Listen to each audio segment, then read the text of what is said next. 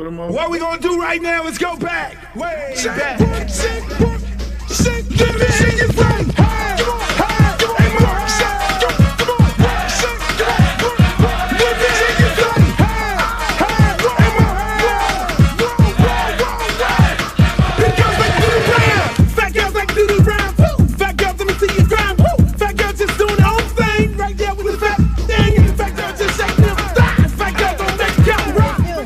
Baby. What's up? I thought you was gonna start hanging out with the big girls again. What is all this trash?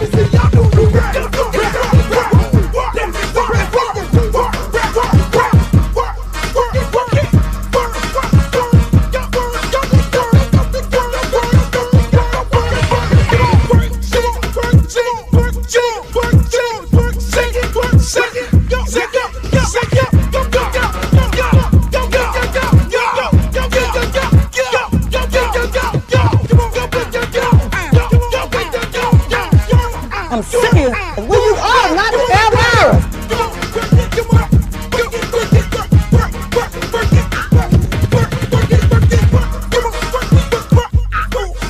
Oh, not the Britney Spears. Hey, how you doing?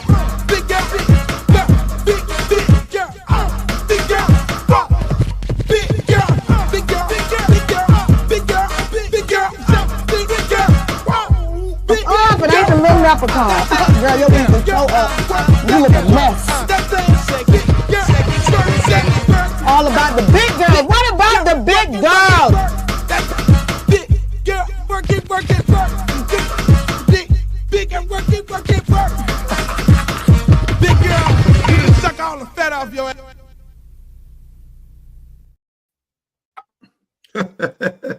Hey man, what you shaking your head for? What you shaking your head for, Streeter? You can't. Don't shake your head, man. Don't shake your head, Streeter. Imagine, that's what it's all about. Don't shake your head, man. You sucking on ham hock. You don't like the big girl? Imagine if you sucking on ham hock. Hey, look here, man. You already know it's that time of year. It's cold outside. You need your big girl. You got to have a big girl right now, boss. If you ain't got nothing to hold on to, I told this little skinny lady the other day, look here, baby, you out of season. You need to go get yourself together, baby. You ain't right now. You need something to hold on to. How big we talking, man? You talking about how big, man? We talking, man. We talking even the line big, or you talking nose guard big, man? Personally, I can't I'm no disrespect to all the big girls out there. I'm just not. I don't do the big girls, man. And I told a big girl this one time before. She was like, "Yeah." I was like, "Look, baby, I'm sorry, but I don't. You know, me and the big girls, it's not like me, you know." And that girl told me like, everything looked the same from the back. I was like, "Oh God." It was like, "It looked the same from the back." And that girl told me that. I was like, "Boy, hold on. Don't do this to me. I really don't want you, big girl. I really don't want no big girl. Because you will not get a hold of me and then have me hit that thing from the back and then just clobber me up like this and hold on to me and then put them and then feed me like this. Them things coming down from the ground. I just can't see them things coming down from the ground to shower. You know, I like to shower with my girls, Streeter. And they had to pick them things up on the floor like this, and I gotta wash them. She lying. She lying because it don't all look the same from the back. She lying. She made me feel the same. Oh, so it don't look the same. It don't look the same. So you know from experience? Yeah, man. I remember one time I was in the military, man. One time I was in the military, man, was striking out at the club. I'm in South Carolina, beautiful South Carolina. Little hick town, striking out at the club. And this one big girl was hitting on me all night, man. You know what I'm saying? So at the end of the night, she said, "Come back to her house." So I went back to her house, man. No, it didn't feel the same. It don't look the same. I woke up that morning, man. I was like, "Man, what my shit at, man? What am I doing, man?" Hey, get up out of here, man. I don't think I never said another word. I don't even remember her name, man. You feel violated. Man, I woke up there like, dang, man, she got me, man. I had 2 minutes. What am I doing here, man? With goddamn Bertha. You felt violated. You felt, hey, listen, hey, let me tell you my big girl story. So I went back. I'm gonna just say I went back to something that was fine before. This many years ago, over 20 years ago. That thing was fine before, and I just I had to go back one more time. And it was all wrapped up nicely as if it was the same as it was before. Don't laugh at me, man. Don't laugh at me. Please don't laugh at me. And that thing was wrapped up in a nice little package saying, "Baby, come on in." So I just knew that the same movie and the moves was going to be happening. That thing laid down in the bed. I came out the bathroom. I had to whipped out. And I'm getting ready to get in the bed. One breast was going that way and another breast was going that way. Laying down there, I was like, "Oh no, hey, Streeter," I immediately got offended. I was like, "You got offended? How dare you set me up, bring me in here, get me naked, and you got all this going on, stomach going one way, this right one over there, that one laying over there." No. I never went back anymore. I pride myself on not doing the big girls because it's not like, I love the big girls, but I mean, my thing go like this when the big girl come out there. It be like this, and then it go, and I ain't got time. Check this out in the comment section. Check this out. He still dove right in that thing, right off the hot diving board. No, I did not. No. I had a long conversation with her. I was like, "Why did you do this? Why would you set me up like this? You know better than this. You wasn't like this before. Why did you let your..." I started chastising the woman. I dove right in that thing head first. No way. I did not have sexual activities with the big girl. I was like, "It was nice knowing you, sweetheart, but never again. Never again." I was in there riding that thing, Luke, like a rodeo. Really? Woke up, had But to you take know the that's what walking happened. shame, man. I woke up like, man, what was I thinking about, man? But that's what happens, Streeter. At night, when you're in the club, you're getting all tipsy and you're looking around, everything starts looking good. When you have a few drinks in that club, everything starts looking good. Everybody looks beautiful. And then you start looking, and boy, people who came in the club earlier before you start drinking, you was like, nah, no. And then as the night go on, them drinks start getting, you start getting a little tipsy, and then you then start thinking. And then the little head start running the big head. When the little head takes over the big head, then it becomes a crash dummy, crash into any and everything. And so for me, I when I get to my limit, I start drinking water because I do not want to end up with something that I'm going to regret in the morning. I really feel like it can be contagious. You know, if I knock down a big girl, it'll end up being contagious. And It can be contagious, like you fall in love with big girls. Oh man. Yeah. It'll be like you can't get no more fine girls no more. It'll be like nothing but big girls. You'll be trying to holler at the fine girl, and then it'll just be like, oh no, they won't even see you. They won't be looking at you. They won't have no love for you. But listen, there are some beautiful big girls. Trust me. Yeah. You know, there was some sexy, nice, you know, I mean, there's some things. It's some beautiful big girls and very attractive. And no, look, I have a thing for larger women, not nose guards, like the new defense ends. Like I have a thing for larger women, like the women that can hold their weight. You can't tell how much they weigh. They're bigger, they taller. I've always had a thing for like Megan Stallion. Like, you know what I'm saying? I've always had a thing for women like that. That ain't no big girl. Oh, okay. Well, yeah. Other girls call her big. That big bitch. That's what you get out of Texas. Everything. What's the name called? What's the name called? The Sasquatch. Called Bigfoot. Ooh. Nicki Minaj. Man, Nicki got problems. Nicki got problems. Nicki be hating on anybody. Nicki thinks she should be the only rap girl in the world. Anybody that's rapping and they're female, Nicki think that she's the only rapper. You can't be the only rapper, Nicki. I'm sorry. You cannot be the only rapper, Nicki. So Luke, what's up, man? Hey, dog, you ever met Donald Trump? Where that came from? I don't know. I mean, you done been a lot of places, man. You done got paid to perform for a lot of people. Listen, man. You ever met Trump? I did meet Donald Trump. Yes, I did. You did? Yes, I did. He invited me to his house. I never told the You went to story. his house? They actually tried to set me up and put me on CNN and asked me the story. They told me they was bringing me there to talk about something else, the election. And before you know it, they started asking me about me going to the party at Mar-a-Lago with Donald Trump. It was me. Really? It was me, Mike Tyson, Eddie Murphy.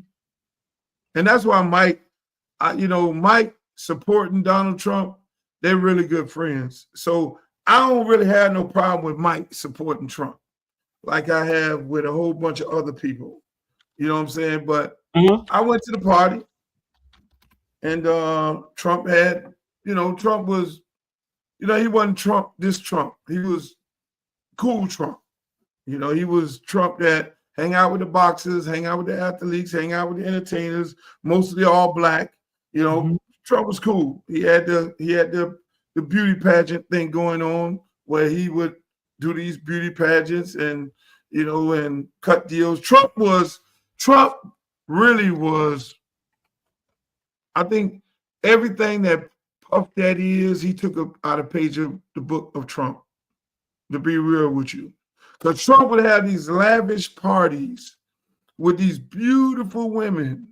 And so obviously when you have these drop dead gorgeous women from around the world, what you're going to end up having is you invite the top entertainers, celebrities, they're going to come because you got Miss Croatia, Miss Colombia, Miss Brazil, Miss Venezuela, and you have all those, the top beautifulest women in the world, right, and you're at the party.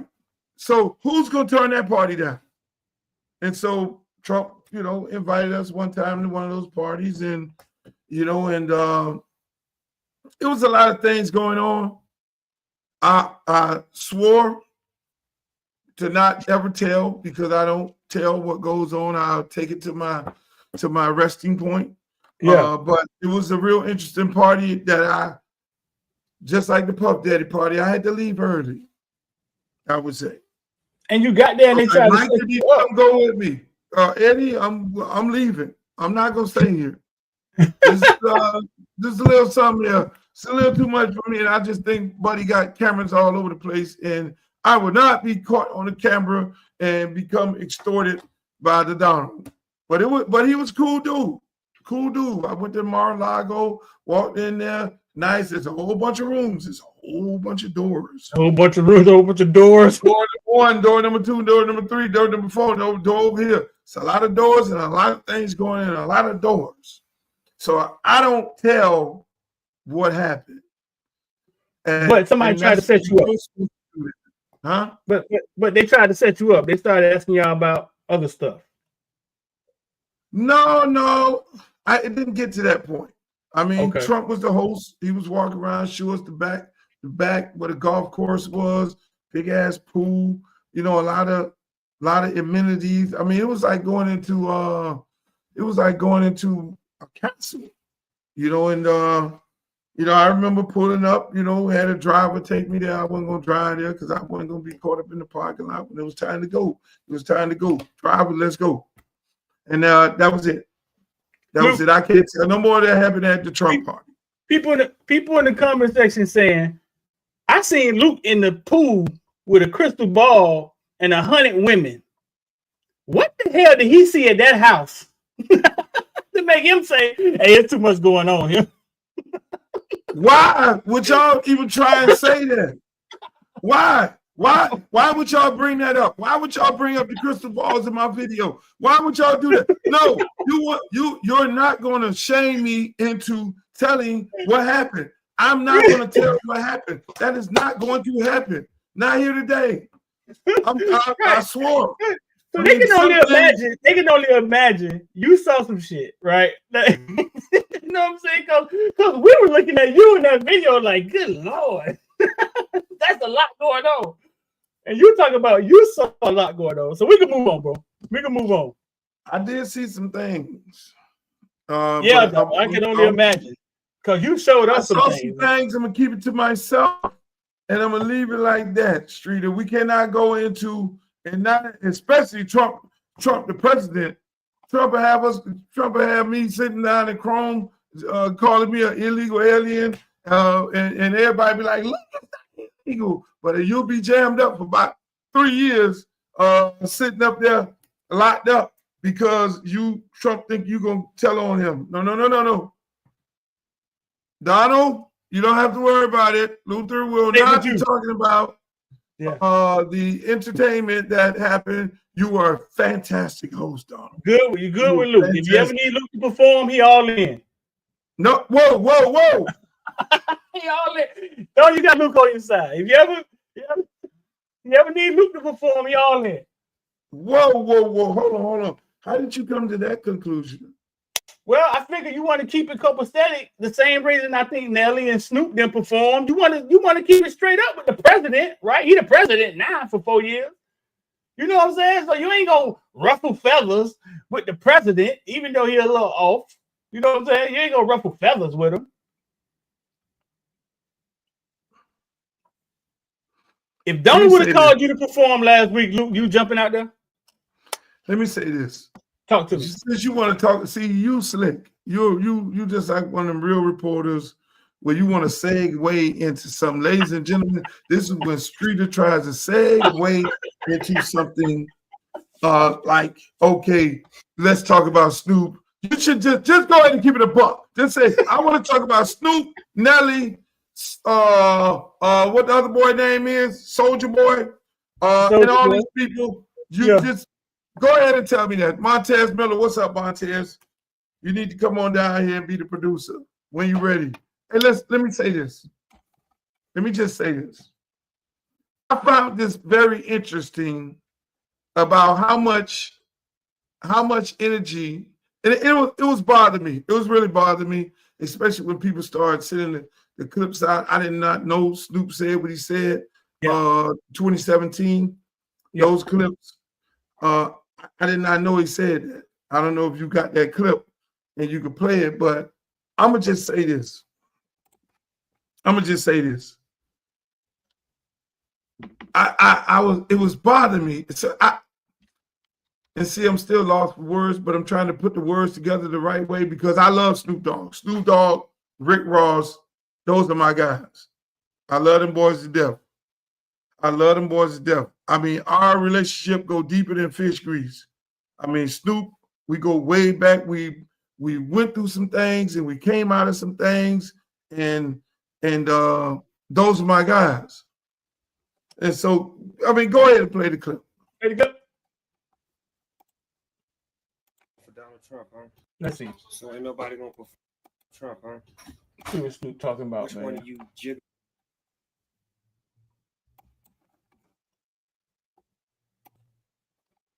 the boo ass niggas gonna be the first one to do it? You can't hear that, huh? I'm waiting. I'm gonna roast the fuck out one of you Uncle Tom ass niggas for doing it. Which one of you niggas gonna do it first? Osby's the one that performs for himself. About noon, just thought that I had to be in Compton soon.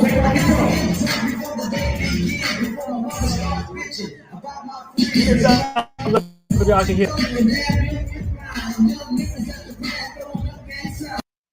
So ain't nobody gonna perform for Donald Trump, huh? Which one of you jigaboo ass niggas gonna be the first? Nobody gonna perform for Donald Trump, huh? Which one of you jigaboo ass niggas? You could take that. First one to do it. I'm waiting. I'm gonna roast the fuck out one of you. You could take Uncle that. Tom ass niggas. There you doing go. it. Which one of you niggas gonna do it first? I don't want to hear Osby's the one that performs for himself. Okay. I don't. Okay. That was 2017. Okay. Here we go. So part of me, when I saw it from the beginning, and I was a little disturbed. I'm gonna keep it a buck. I was disturbed. I was disturbed. Absolutely disturbed. As he would have been disturbed if I would have went and performed at the inauguration.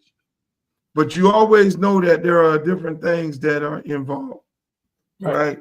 Snoop is, and as this was going on, and it's bothered me in my mind. I'm looking at comments.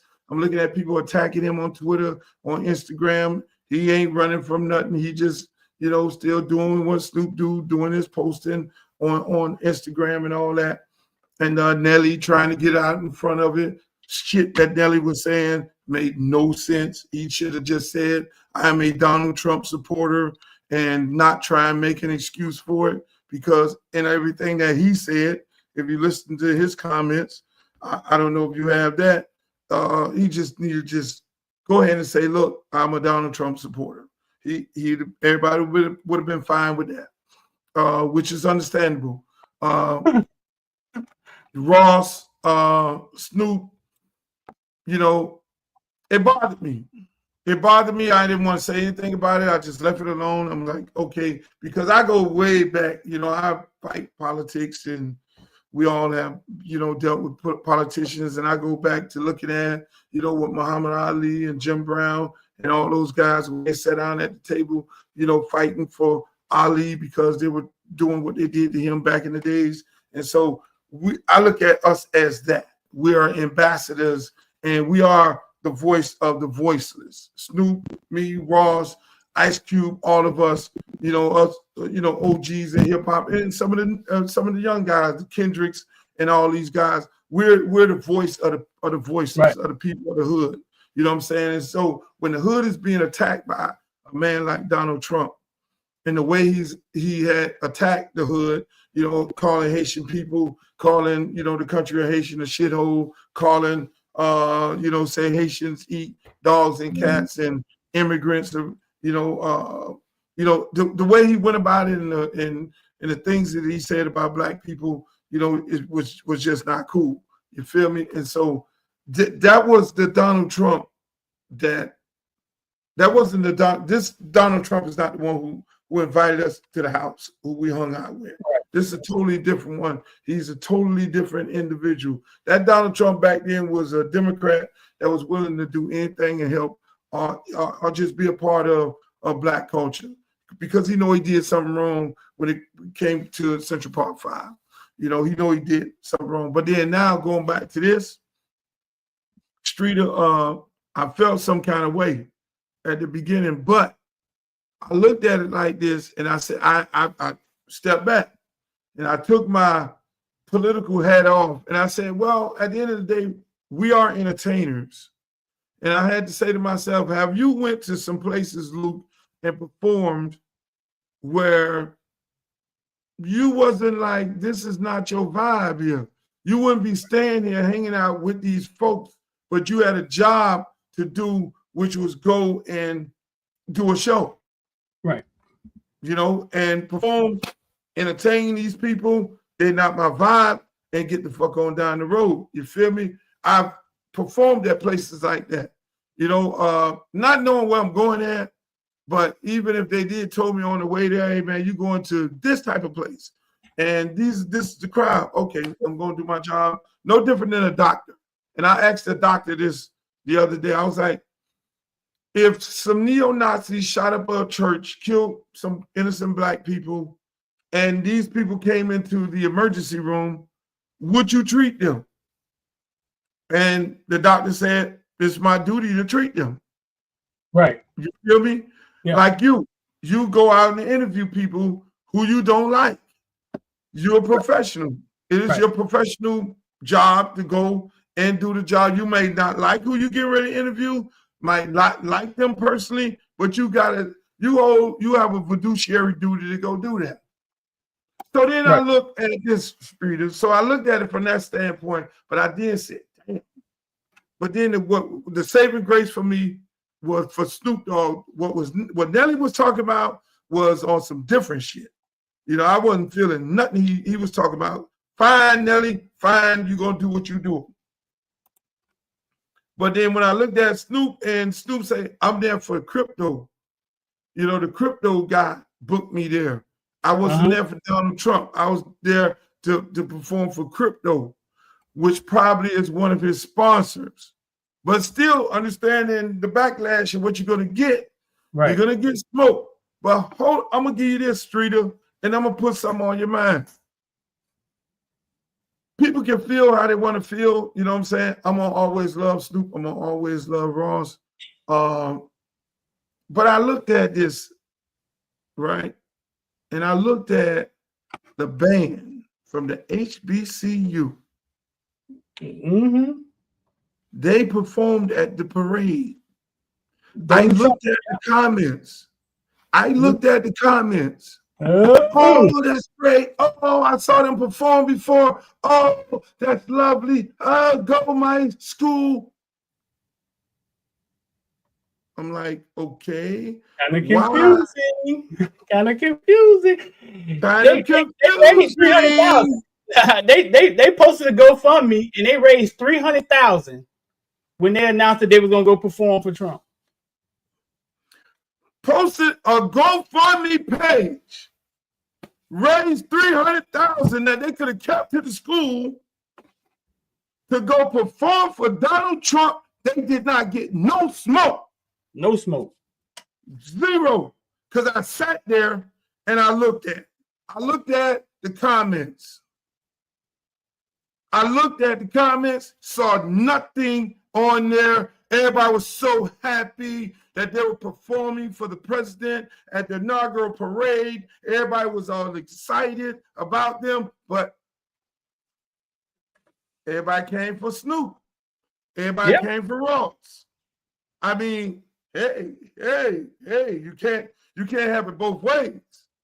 If you say, hey, look, we ain't fucking with Trump, period, then you're supposed to be going at the head of the band director. You're supposed to be going at the head of the president of the school and any and everybody, activity director, any and everybody that had anything with Mississippi Valley going up there to perform for Trump.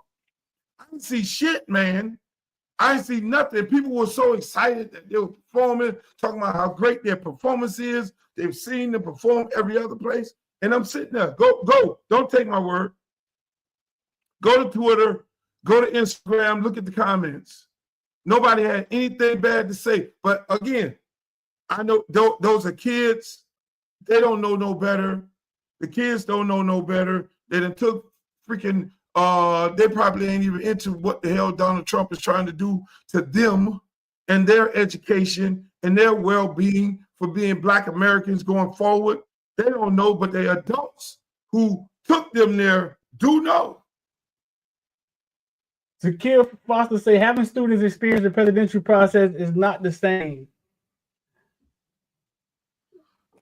If it's not, I mean, if it's that, that's it. Hey, that's it. That's fine. Okay, so let me shed some light on a few things. In 2021, right, Donald Trump pardoned Michael Harry O'Harris, co-founder of Death Row Records. Snoop came out and basically thanked Trump for pardoning him in 2021. So 2017 is when Snoop said everything he had to say. Donald Trump pardoned somebody. You know what I'm saying? Snoop could have had, you know what I'm saying? Snoop could have had something to do with it because you know Snoop now owns Death Row Records, right? You see where we're going with this, right? So we're talking about a business on a level that most people don't even understand anyway, first of all. Okay, fine.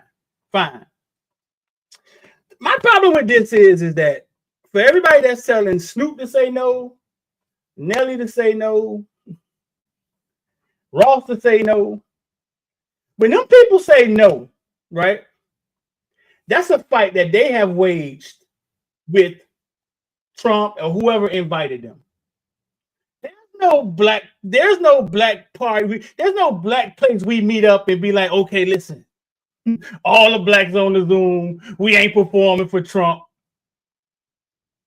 That is an individual fight he's going to have to wage because nobody in his comment section is going to have his back. So until it becomes this thing that moves together, stop asking people to do stuff that most of y'all probably won't do. That's how I feel about it. Because we don't move together. A lot of times you go up, some of the same people that come after you are your people. When you was running for mayor, I didn't talk to white people in Miami. It was black people saying Luke couldn't run for mayor. You're right. Yeah. So we got to get on the same page if we want to fight these fights. You know what I'm saying? Like, if we ain't on the same page, don't be acting Snoop to tell Donald to go kiss off. Because Snoop going to have to fight that himself. You're right. I mean, maybe I'll call Snoop up and ask him to come on the show and let's have a conversation about it. But from people who I know, I mean, he said, look, I wasn't there for Donald Trump. I was there for crypto, for the crypto, the AI czar, the guy who's in the administration who's going to be taking over these things. Right. Snoop is a businessman. And then that you made a great point. He could have been saying, okay, man, 2017, but then looking at what happened with you now, you know, you partnering one of my homies in this record company that I own right now, can be a thing of saying, hey, look, I fuck with him. But at the same time, and just like you say, Mr. 1609, I mean, Trump did pardon Kodak Black and Lil Wayne. Yeah. So he has shown his allegiance to the hip hop community, unlike any other president in mankind. Is that is that him pandering? Could be. Is that him playing political games? But then you realistically have to look at it and say, I sat here earlier and you brought up Trump and whether I went to a party. I sat here and said to you that, yes, I went to a party invited by him way before this man even thought about running for election, when he was a boxing promoter, when he had the clubs and when he had the parties and all that. And he was Puff Daddy before Puff Daddy. Right. And so again, this is the type of people that Buddy would hang around. I mean, Kanye West went to the White House, talked to him, got some people, him and his wife got some people out of jail, you know. So again, these are things, you know, it's hard. It's hard because it's like, it's a balancing act, but these are things that will make you say, okay, well, fuck it. You know, these people ain't doing nothing for us. You know, like I went on the trail with Kamala Harris when she was running for office. And me and her was the best of friends. Brought her down here, did a big fundraiser. That was our last fundraiser when she was running for president. And then she said, Luke, I'm not gonna have enough money, I'm getting out. And she got out and she said, but there's gonna be some bigger things that's gonna happen down the line. So I'm pretty sure they told her, get out the race, we'll make you VP. And she got out the race and eventually she became VP. But once she became VP, you know, you would hit her up, you couldn't get a hold of her. But at the same time, like this lady got big problems. From getting on the phone and calling me, you got to fucking you got to pick up the phone for world people all over the world. So, but at the same time, are some of the people, you know, in your camp gonna hit back? Heard nothing. Then now you in the White House and now you win and you know, I heard, you know, people wanted me to go out there and promote and all that. I did that. But then now you get in the White House and you find all these people. And I found it so interesting, Streeter, you found all these people who I asked to support her when she was running, and they told me no. And when she became the nominee for vice president, you see people posting all these old ass pictures. And then she turned different, you know, even all the way up to the end. You know, I hit her up and hit her people up. And I had one of my homeboys that I wanted to get a pardon for. I got no phone call back. I mean, which is a good dude. The dude is a good dude. He do a bunch of stuff in the community. I mean, for years, even when he went in for whatever he went in for, I'm calling him up and saying, hey, look, I just know I'm gonna get a solid because I ain't never asked y'all for nothing. And shoot, them people ain't called back yet. So they do stuff like that when you get into politics. Dang, yeah, I remember you sitting down with her. Yeah. No, they'll fuck with you when they need you. Politicians will fuck with you when they need you. When they need you, they'll fuck with you. If you make enough noise, they'll be like, oh, can you come sit down and let's talk? It's a lot of politics is really, really sleazy. In exchange for good money, though, right? It's in exchange for good money, though, right? It's a give and take, right? I don't take no money from them because everything I do politically, I do it for the people because I really truly believe I represent the silent majority. You know, I represent the people who have no who have no voice, the voiceless. But I'm pretty sure those guys who went and perform right now, looking at what Trump is doing on the first day, when he goes and overturn the 1965 Act, I know they're looking right now, what the fuck did I went and go do? You know what I'm saying? Because Buddy is going after black people in the worst way right now. You know, he's making it his business. It seems like it is personal, the attacks that he's having on black people. I mean, Medicare, Medicaid, running up prescription drugs, anybody and everybody that voted against him, because 83% black men voted against him and 92% of black women voted against him. And so he's going after them in a vigorous way. And then when you look at his cabinet, is only one black person, and he's the person that's over Hood that's in his cabinet. So I mean, I know they gotta really be feeling it. Ain't the people, anybody that's involved or that has been involved with this man from the black perspective got to be feeling like shit right now because of what this man doing. It refused to sign the Martin Luther King Declaration on MLK Day. Is plenty footage of it. The man said, "There's Martin Luther King Declaration." He's like, "Fuck this, I ain't signing this shit." You know, it'd be and right on the day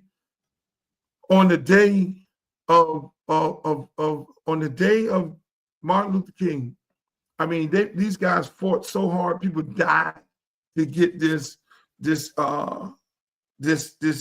bill passed in Congress and Senate in 1965, and to get that, for him to do an executive order on that.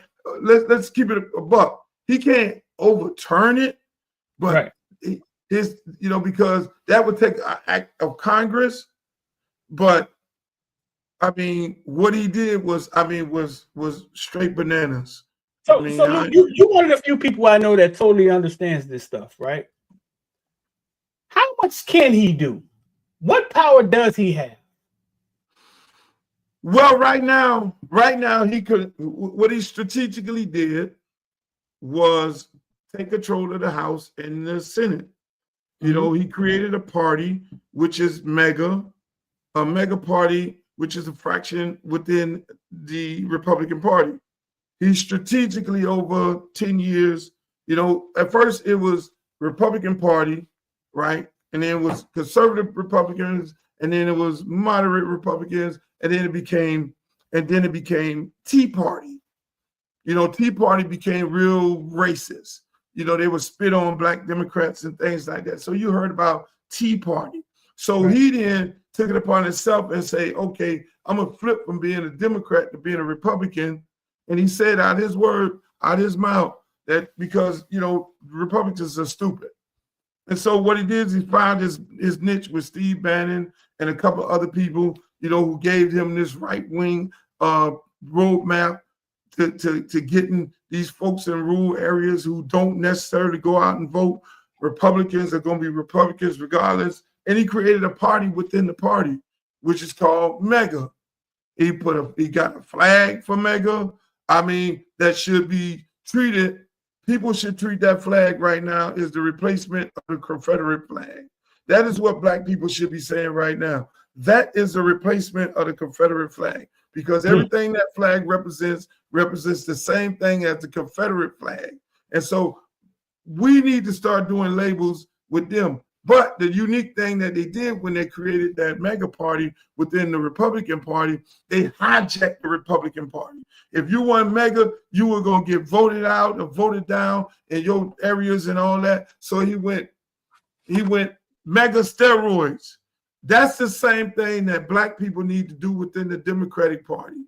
Black people need to get rid of all the black leaders in the Democratic Party right now need to go, because they're all full of shit. They all work for some white person. The white people in the Democratic Party are just as racist as the Republicans in the Republican Party, because they use black people to keep control of a party. And that's the same thing that you had going on in the Republican Party, but Trump was smart enough to create a party within the party. So until we delineate from the Democratic Party and say, okay, we're black, because that whole black caucus shit is all a joke, because most people who are in office got some money from a white guy, from a white lobbyist that controls them. Because us as black people, we don't put money in the campaigns, and we don't pay enough attention as to who is putting money into these candidates' campaign. But I can go on all day with that. You know, it's deeper than fish grease. I always do a space and we talk politics, but the politics is deep. We as black people need to get more seriously involved with it and understand it a lot more. You know, they took out the books. So the civic class, a lot of people failed and they didn't pay any attention, which you should have. I mean, Black history books will tell you the things that they're doing right now, because when you really look at the street, they're trying to get when they were telling them college kids, when them white college students were telling black college students early in the year that you were going to go back and pick cotton, they really meant that. They really meant that, Streeter. And let me tell you, when you think about the executive orders that he just did yesterday, where immigrants got to go back and even their families and everything. So if the immigrants, if you have the immigrants who are doing the construction, who doing the picking the cotton, who are out there in the fields, who picking the cherries, who picking the oranges and things like that on the trees and everything like that, they take them, send them back. And then what did he say? The immigrants have taken black jobs. So you really think that these jobs right here are black jobs? When you get rid of the immigrants, who you gonna replace picking cotton and picking potatoes and picking the oranges? You really think you're gonna replace them immigrants with black people? So what the hell is that? You just put us back in slavery. That's what he's saying. I mean, the bottom of the food chain. Right. So yeah, so signing off on so DEI no longer exists, going to get all of that. I mean, all of that is basically saying, listen, y'all either figure out who y'all are, y'all better figure out who y'all are and where y'all power lies, or y'all gonna die individually. Or we're gonna attack y'all individually. And you know enough about AI and script and coding, and if I tell you I'm going to bring 500,000 Indians in here to do scripting and coding and get them H-1 visas to do the work, that you don't know what the hell they're doing, because they're gonna be sitting in a fucking incubator, and when one of them go to talking too much, his ass gonna get shipped back to wherever he came from. Right. This is the new world order. And if you don't get on board with what the hell is going on, or stay abreast of what's going on, and don't get your information from the idiot box, Google works. That's a whole nother movie there, man. Well, we can talk about politics all day, but man, I mean, hey, what the man did this here? The Nazi sign? Shit. Elon. Elon, man. Elon creative as shit, man. I don't know what Elon got going on. But they done found that a lot of people done did that. A lot of Kamala did it. The Romans did it. Kamala did that? Come on, straight up. Yeah. Pomona did nothing like that. A lot of people have did it, but it didn't mean that. AI generated stuff. No. Hey, when you hang around, when you done let the Proud Boys out, when you don't have nothing bad to say about the KKK and the neo-Nazis, is your base. That's my biggest problem. They're the ones who stormed the Capitol. And your homeboy go up there and do this, must go do that. Nah. You can't run from that smoke. No. That is what you are. You know he's from Africa, right? Yeah, he's the richest he's the richest African American. I said that on Twitter. Yeah. Everybody had a shit fit. Yeah, he's from South Africa. My problem is some people attack the Capitol, right, which goes against everything American we could think of, and our president doesn't have a problem with it. I mean, that's about as black and white as me as it gets. Like he doesn't have a problem with it because it sides with him. So obviously he's about him. Obviously, those people attack policemen. Those people, and when he was questioned about it, basically he was just like, "Oh, we'll look into it." And he went into a whole rant. Now, hey, man, there's a lot of people out here that's illegal, murdering people, and they're not getting arrested. Those people serve some time longer. If our president doesn't have a problem with the Capitol being attacked, then we have a problem. Yeah. That's as simple as I could put it. No, you got a serious problem. You gotta. So on one hand, the police unions all across the country say we love him, we support him, because he say, look, I'm gonna give you police officers full immunity. Right. You gotta watch the play. I'm gonna give you full immunity. Right now they got quantified immunity, but I'm gonna give y'all full immunity, right? You guys will not be going to jail for anything like anything, you know, when you beat somebody down or you shoot an innocent black person, because that's all you're shooting. But then on top of it, and then come with this false narrative that the liberals want to defund the police.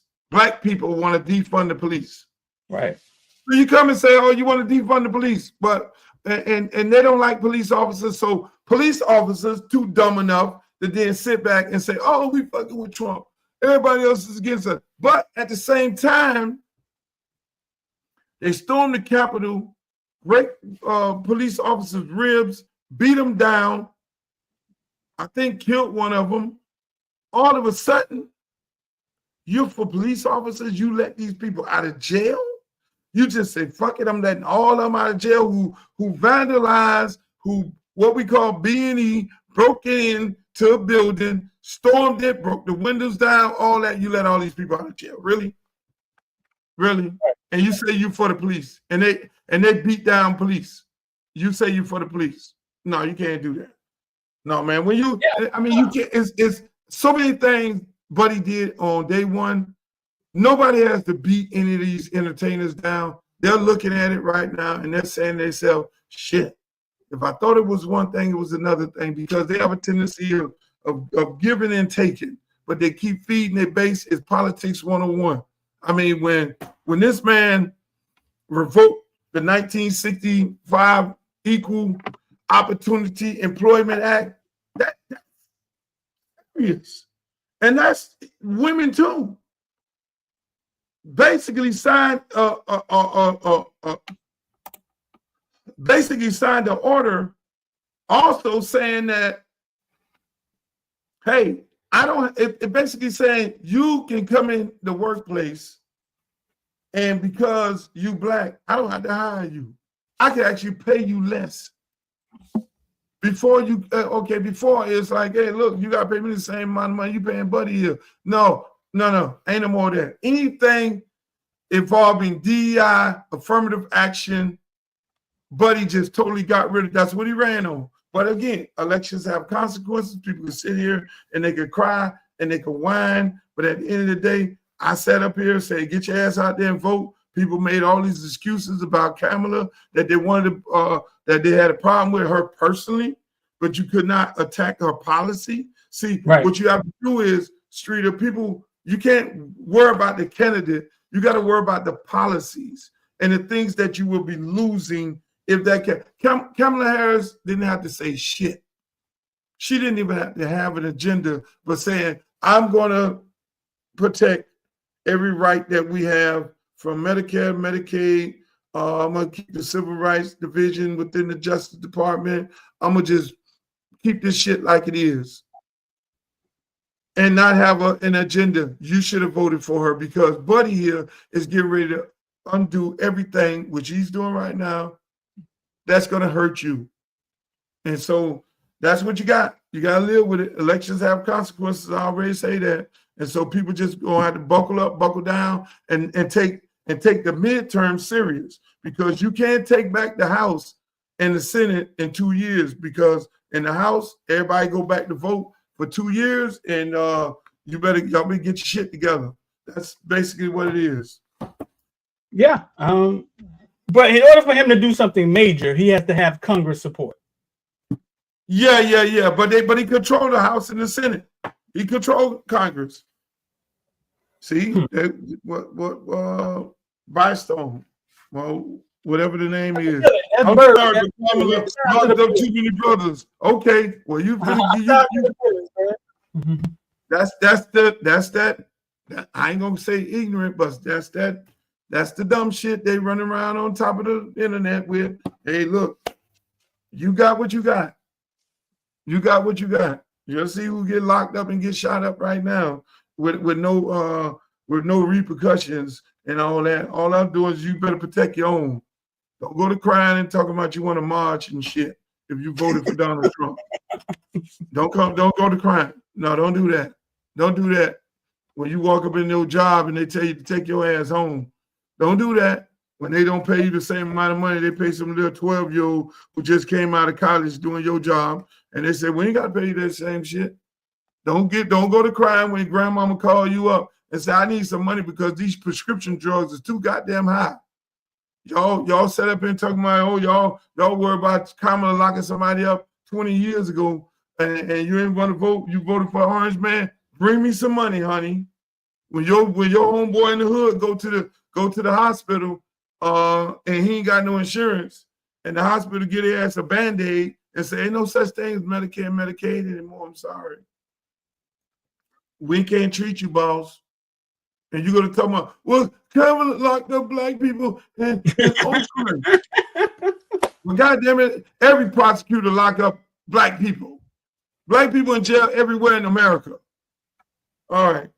Moving right along. Let's move along. Jimmy Butler. Mr. Plain, man. Montez, before we go, Montez, you said the Supreme Court has the final say. He controls the Supreme Court. He controls all 4 branches of government. I'm sorry. And he's going to appoint another Supreme Court justice. That sounds really bad. This man got immunity. He said he could shoot a motherfucker down on Madison Avenue and not go to jail. At that time, he did not have full immunity. He has full immunity right now. He had the Supreme Court change that. Something that people were like, oh, hell no, that was never changed. So that's a foregone conclusion. So what did you say? Jimmy Butler, man, Mr. Plain, and now they finna suspend him for 2 more games, man. Jimmy not gonna let up, man. Must be the money. Must be the money. Must be. Hey, look at man. This Jimmy Butler shit. Boss, I'm gonna tell you like this. I said when he did that diva shit the first time, they need to ship his ass out. They should have left him suspended. And then the first day he came back, he's sitting over there looking like this, all in the chair, the man writing up this thing and all that. He way over there. He done detached from everything that they're doing. I'm like, man, this man's a cancer. Why would y'all even have this man on this team where all these other brothers are on there trying to win, trying to do what they need to do, but then at the end of the day, what? You got this diva over here, this repeated offender. Why? Why, Shrita? You tell me. Why would you let him come back out there and then start him? You started him after he was suspended for unbecoming of a teammate, detriment of the team. Why? Why would you start him? And these sorry ass motherfuckers from the media they might get flagged. These sorry people in local media around here, horrible. Soon as they get ready to get rid of somebody, then they start emptying out. Oh, well, Jimmy was treated like this, and Jimmy was treated like this, and Jimmy did this, and Jimmy did that. Why you didn't say that when he was doing that? Why you didn't say what was going on? Right. He was staying at his own hotel. He was missing flights. He was late. Why you ain't saying that when it was going on? I hate these people around here, man. I do not have no respect for the media around here. Only person in the media I have respect for is you. The rest of them, ain't in no media, man. We creators, man. We different type of media, bro. Well, you creative. You're a new version of. I ain't on the sideline holding no microphone. No, man. We creators, man. We carved our own media lane. Nah, bro. I mean, it's true, man. Everybody wants to be down with somebody, so and they have a boss. Somebody, you know what I'm saying? So they don't have freedom to say what they want to say or how they want to say it. And it's the power, and it's the leverage that kind of controls them. You know what I'm saying? You think this is it for Jimmy? Because he can't keep messing with heat culture now, the heat culture that we said we had. He's that now. Like they let them put a dent in that now. That's what they're doing. He's going after their brand. Mm-hmm. I mean, to see this dude in the locker room with a Chicago Bulls jersey on. In the Heat locker room, really? With a Chicago, okay. Then the next thing you know, he comes out there with a Phoenix Sun sneakers on. My thing is, I wouldn't send him to Phoenix. Like I said before, I would send his ass to the Antarctics. I would send him to Utah. I would send him to the worst team in the league and ain't getting no better in the worst city in the world. I wouldn't grant this man or what he want, his wish. So you gonna act like a little bitch, and then I'm gonna grant you a wish and send you to where you want to go at with over there to Phoenix? Nowhere in the world, buddy. You won't be going to Phoenix. And I tell him straight up in his face, hey, bro, you ain't going to Phoenix. I'm gonna send your ass to one of these bullshit towns. Now do some more shit. I'm gonna keep suspending you. You ain't gonna get paid around here. Is that why Haslam was on the team? That you hit something. That's why. Shit done went bad since Udonis been gone. Yeah. Shit went bad. Udonis ain't nowhere around the arena. They said Udonis was going to have some kind of role within the organization. I don't see it. Udonis ain't on no bench. Udonis ain't coaching. That was the enforcer in that daggone locker room. He kept that thing in order. He kept them people off Spo ass. Spo still a young guy, and they look at him like an organization guy. See, when you break up the fabric of the Heat culture, a lot of that stuff runs through UD. UD is the Heat culture. He is the connection to Miami. And when you take him off that team, they should have left his ass on that bench forever, because he was the guy in the locker room that kept things in order. When Jimmy went crazy that one time, UD said, I whoop your ass out here on this court, bro. And Jimmy got his ass straightened real quick because he went sideways in the game. Right. But you take UD out. Now, you tell UD to go on now, man. I'm putting UD on the plane. UD, you can come when you want to come. Suit up. You ain't even got to wear no jock strap. Suit up, chill out on the bench, and watch these crazy motherfuckers, because Spo can't do it. Right. It's a thing in the locker room, right? A lot of times the star is untouchable, right? And that's what people got to understand about the leverage of the locker room. A lot of times the star is untouchable, but UD was like the goddamn guard dog. Like he went outside of that. He didn't care who you were. And it was okay for him because he kind of kept control in the locker room. He kept, you know what I'm saying? You can see it now. This man is doing stuff to a pro team, bro, that's like weird. It's like, y'all just gonna let him. And hey, bro, and for the life of me, I do not understand why there's another organization that wants him. They want that. You got to be desperate to want that. I mean, Buddy is a repeated offender. He did it in Minnesota. He did it in Chicago. He did it in Philly. And now he's doing it in Miami. I mean, why would you want that on your team? I mean, what you think you're going to be able to? It's like, you know, what they call him, Captain Saberhole? You know, like you, okay, I'm gonna make her a housewife. Some things you can't do. Oh. You know, it's like I'm gonna make a whole housewife. You can't do that. There are some things you just can't do, Streeter. Nobody's gonna save him. He stayed quiet here longer than I thought. He stayed quiet here longer than I thought. He stayed quiet because he goes out like this every time. Every time he goes out like this. UD. It was because of UD. Yep. UD kept Buddy in order. Because if you walk around and look at Spo, you know, okay, coach, you know, but then if you got to deal with UD, oh hell no. Hey man, we doing this right here, man. This is what we do around here, boss. This is what we do. I mean, they don't have no other leader on that team. He the leader. And he done gone rogue. And I'm pretty sure them boys are sitting there looking at that thing like now. They sitting up there talking, listening to people talk on the TV. Oh, what UD doing? Oh, he's just getting a check. Oh, they got the old man there. Well, we see the ramifications behind that. I mean, is he Tyreek Hill? Is that the same thing going on with Tyreek Hill? When he take himself out the football game? No, I ain't gonna put him in the same boat.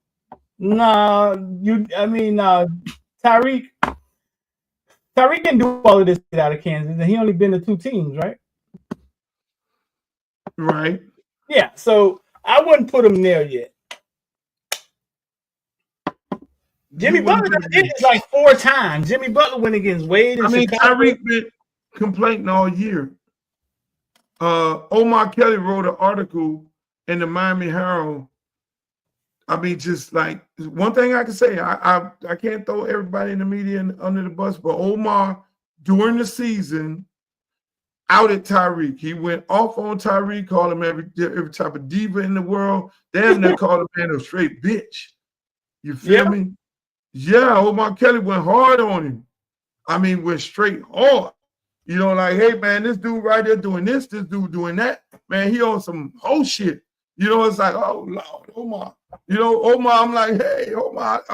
You know, I be messing with Omar, went hard on him and basically laid down everything Buddy was doing, you know, which was amazing because you don't normally get that from Miami media. Well, he must be doing a lot. The Parkway came out of Omar. You know, Omar went to Parkway Middle School. Parkway came out of him. He went to Parkway Middle School. Parkway? Yeah, he went to Parkway.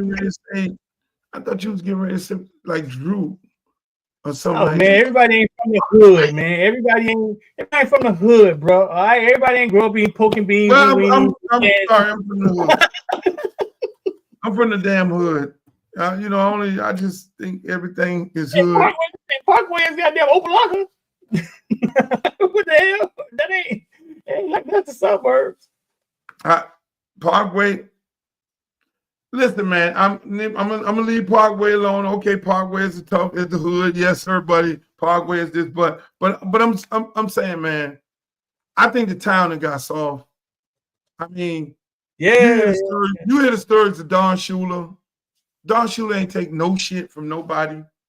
Even Don Shula coached in Miami in days where it was really the wild, wild west, where it was cocaine cowboys. It was cocaine on every corner. It was weed on every corner. It was girls throwing the pee on every corner. Don Shula, it was a wild, wild west. The police was smoking and snorting, and everybody was doing it on every block. But yet he got to go undefeated. And he kept that whole organization in order. Fast forward to right now, the Dolphins can't even, the Dolphin players don't even come to practice on time. They come late. I mean, Omar wrote this about Tyreek. I love Tyreek. I think, you know, all the kids love him. My son loved him. He was hurt.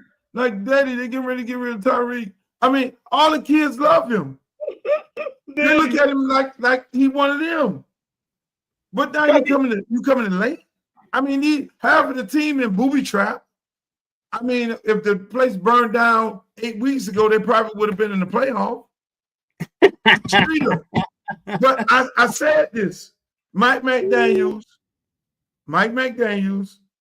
he may have a great offensive mind. You got rid of tough coach Flores because he was too hard on the kids. He was too hard on the players. And you got this guy who want to be one of them. He want to dress like them, look like them, be fly like them, and, you know, soft like them. And now they don't show up to practice on time. They don't show up to These practice. These dudes don't have no respect for that. Don't show up to practice on time. No, they wasn't showing. There was one former player who played for the San Francisco 49ers did a whole article, and he was like, they don't show up to practice. Guys come when they want to come at the Dolphins. They come and they walk it on the field, running out there with their shoulder pads on, running into a drill. They ain't never made the meetings, never made the damn meetings. That's what you got going on over there in Miami Gardens. Right. No, I always said this man is like, this dude don't look like he gonna be a leader amongst men. When you a football coach and you in that football locker room, you ain't looking like Dan Campbell, and you ain't talking like fucking Don Shula, and you ain't talking like Bill Belichick. If you ain't talking about old man over there in Kansas City, and you ain't on there, hey, look at man, we finna do this shit like this, bro. And y'all either gonna do it, or I'm gonna cut your ass, or you gonna have to find another job. That man ain't finna do that. That man trying to beat, man, them people don't respect that man, man. I'm sorry to say it. They don't respect him. Dolphin gonna be trash for another 4 years, and then y'all gave to a damn extension. That's a whole other conversation. You don't believe it? What? Damn it! You don't believe in Tua, dog? They gave 3 dummies a new contract. They gave Sunshine and Jacksonville a contract. Dummy number 1. They gave Tua dummy number 2. The man got hip problems. The man got a jelly for brains. They didn't draft. Come on. They gave dummy number 3 over there and daggone Dallas, my team, Dak Prescott money. They shouldn't have gave his sorry soft ass. Jayden Daniels got more playoff wins in 1 year than he got in damn 9 years. Make that make sense. Jayden Daniels, more playoff wins than Dak Prescott got in 9 years. He got him in 1 year. Make that make sense. I mean, these dudes, all these dudes want to run in, man. This town that got soft when it comes to sports. All these kids bouncing all over the place. They don't want to play for a team. They don't want to make a team great. They want to go to great teams. They don't want to be leaders. This shit is all bad. Park kids going from one park to another, going to the stack team. It's horrible on all levels. Everything that they're doing in the beginning is doing it right now. What you got going on here? Shout out to Jayden Daniels, man. Spent a little time with him last year. You know what I'm saying? I didn't foresee him having that season at LSU, and definitely about what he's doing in the league, bro. He's on fire. That game was good as shit the other night, bro. Listen, I don't think he's doing his thing. I don't think everybody wants to see him. Can you show a picture of his mama? Oh my God. His mama? Oh, God. Oh. The mama. Oh. Have you seen? I took a few pictures of her. Now I normally like women in their 30s. You know, I never really go to the 50 club, you know, but that one there, oh my God.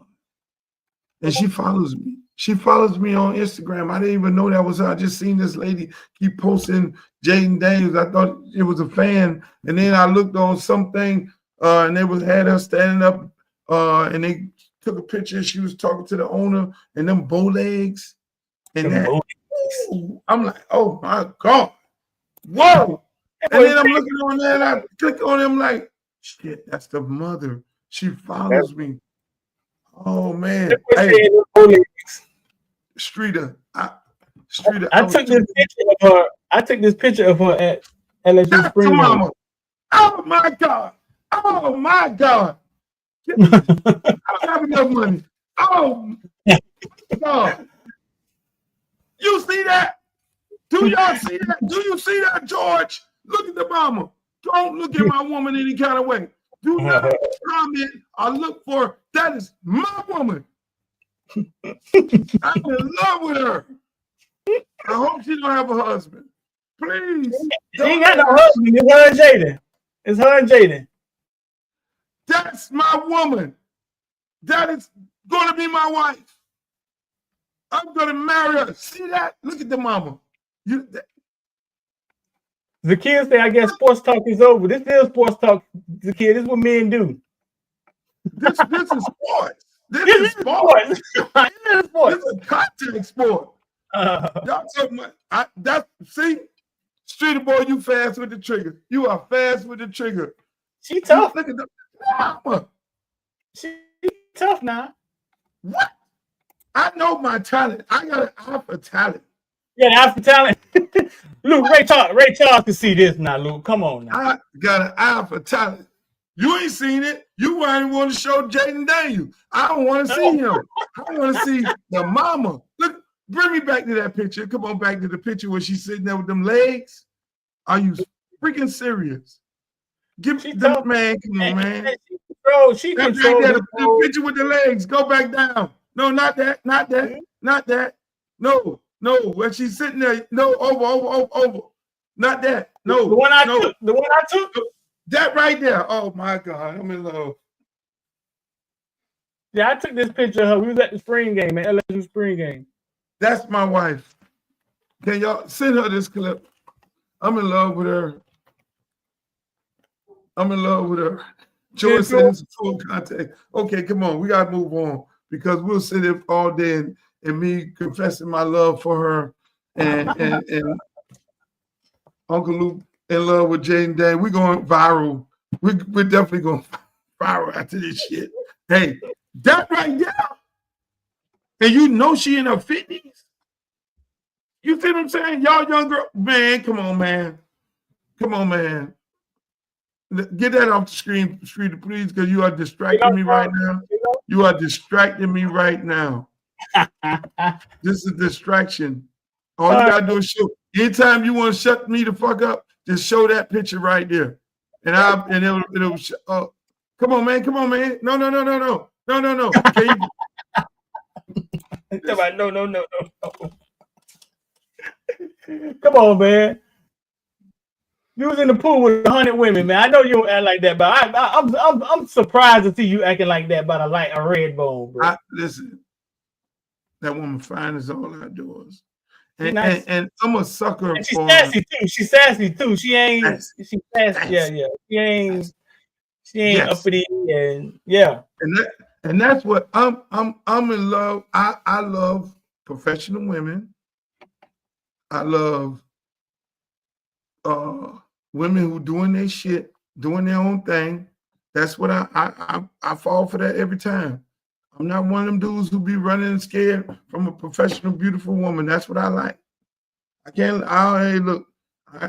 deal with Boshika and Moo Moo and Goo Goo and all that and be talking all that wild shit. Going to the mall every day and what you doing? I can't do that.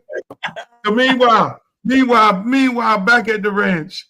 So you like Tyreek Hill, you feel like Jimmy Butler should go, and Jayden Daniels is gonna win the Super Bowl, correct? Yeah, I want to see Jayden win it, man. What happened to Lamar? We did all this talking about Lamar last week. What happened? Lamar showed up, bro. I think he showed up. I mean, he played his ass off. A lot of people don't understand. He did have a fumble, right? But he has the ball in his hand every play. You know what I'm saying? So he can make up. When he got that ball back at the end of that game, me and the villains was watching it in the membership, right? And I said, listen, bro, snow, rain, fire, Lamar has to get this ball to the goal line, and he has to finish this game. There's going to be no excuses for him, right? And then the one excuse, you know what I'm saying, that nobody would have thought, this man hit Andrews wide open. This motherfucker dropped the ball. I think Lamar off the hook, bro. And it ain't Lamar's fault because just like you say, Tom Brady, we seen him throw interceptions in the Super Bowl and go down 28 points and bring his team back, in against the Atlanta Falcons in a surreal moment. I mean, Lamar, when you're the quarterback, you have opportunity to make up for your mistakes, unlike a receiver who drop a ball or a running back who fumble the ball or a defensive back who give up a bomb. As the quarterback, you control the ball. You can make up for those things along the way in the course of a football game. But Andrews, in my opinion, I just felt early on that this dude was point shaving. I'm sorry. I felt like he was point shaving. I felt like he knew going into the game plan was surrounded around him because the young fella from Broward was out. And the game was going to run through him. It showed you the game plan. It was Henry. The coverage that they were running was going to allow Andrews to be open running down the field. The man dropped like 3 footballs. The man fumbled. He fumbled the ball, dropped the ball, and he was butt naked wide open the whole time. So there was no reason in the world for him not to get off. He did catch 5 balls because at the end of the day, he should have caught at least 12 balls. You add the 5 with the ones that he dropped, and then for the life of me, when they were on the goal line, I'm sitting there, my son's sitting there, we sitting there praying for Lamar, and we looking like this. And I'm saying to myself, please do not throw it to Andrews. Really? I bullshit you not.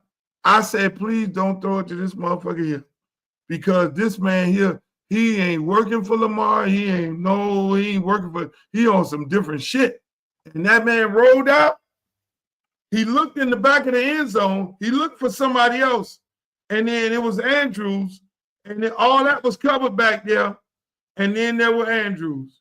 And he threw the ball just as nice and as gentle as he possibly can throw it, where even a baby could catch it.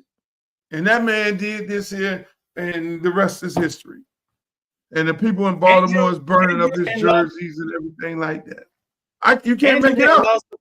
He hadn't lost a fumble since 2019, bro. Really? Was the game too big for him? Because I've seen people choke, knowing that the game is going to run through them. I've seen people choke. Was it too big for Andrews, you think? Oh, no. They say the NFL is rigged. I think the NFL point is saving. rigged. You said point saving. That's kind of deep, but think about he this. looked sick the whole game. Luke, he looked sick the whole game. He looked out of it the whole game. Streeter, the spread was 1. In some books, it was 1.5. They get the extra point. They say you win the game by a touchdown or whatever field goal. That's somewhere around the spread. So they lost the game by how many points? But that's a factor. But the thing is, this dude single-handedly screwed this team from going to the next. They lost by 2. They lost by 2. So now, you think the NFL ain't rigged? You think Vegas ain't got something to do with this shit? They lost by 2. The book was 1.5. People always think that in order to rig something, right? When you hear rig, you think that everybody's in on it. They have a meeting and it's a script. No, in order to rig something, like you don't even have to go to Andrews and offer him money. He could owe somebody money. Like it can happen different ways. Like he could be in debt with somebody. You know what I'm saying? So it don't always have to happen like where NFL players are rich. Like why would they take money to? You know what I'm saying? It can happen in different ways, and you don't need everybody involved to rig something. You need one referee, 2 players, 1 player. Like Zay Flowers was out, so everybody and their mama knew that they had to go. They was going to Andrews, right? He's the next. He's the Lamar guy. All season long. All season long. Shout out to Zay Flowers, man. U School. Yeah, U School Zay Flowers. I mean, all season long, man. When you have a situation like that, and you go home and you look at the spread. I remember, God bless his dead, Derek Thomas, my good friend. I was in Kansas City. He invited me to come to a game. It was a Monday night game. And I went there, went in the locker room. After the game, went in there. We left the game. And before the game, I was in there. We hollered at him. He was like, Luke. I was like, hey, man, we started talking about the spread. And he was like, man, I don't understand how these people can say that we're favored by 6 or 4 or anything way back then. I don't understand how they can say that certain people are injured and they've been practicing all week. This Derek Thomas telling me this. He said all of a sudden they say this dude is injured, he won't be playing, and the spread is 6 points. And he said, I'm still for the life of me. These people ain't, we're more than 6 points better than them. I know that for a fact. I look at the film. But again, hey. Derek Thomas, my cousin, man. Really? Yeah. He just grew up down south because he was bad. He didn't grow up with the rest of his 8 brothers and sisters. GT, I love his mama. I was talking trash about the game, and she texted me, Kansas City, baby. Yeah.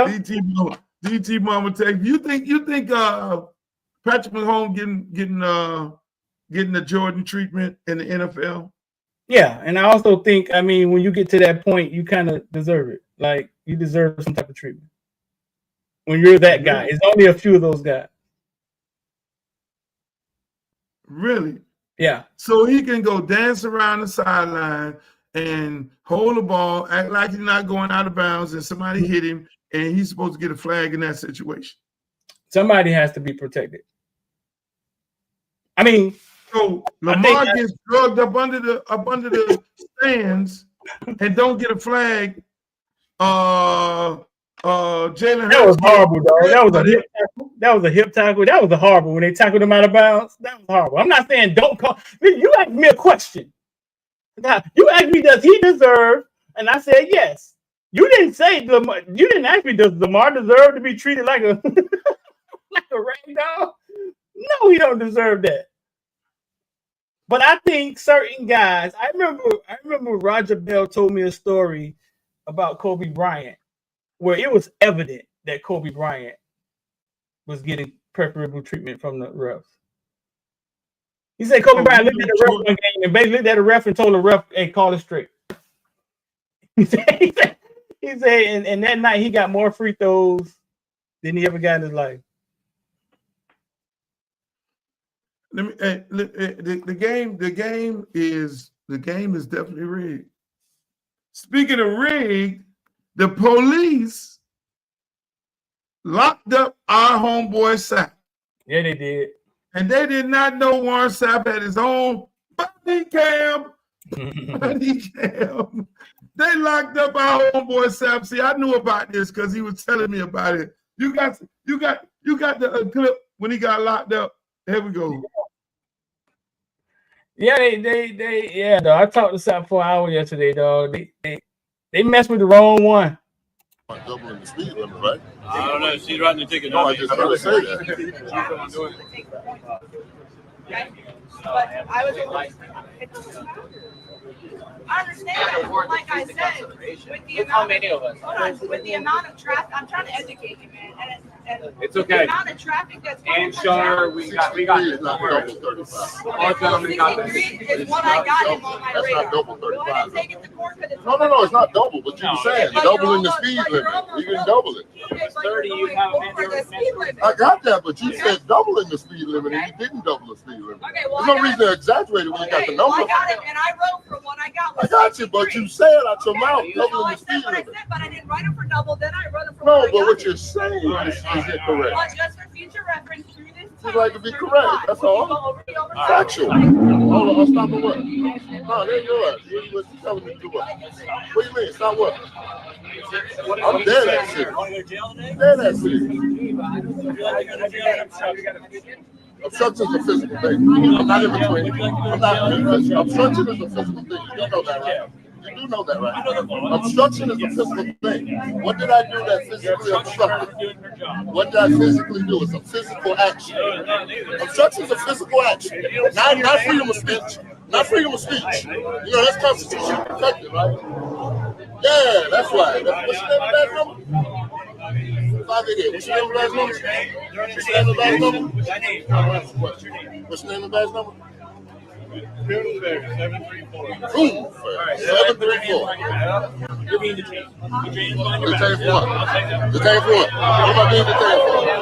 What am I being detained for? What am I being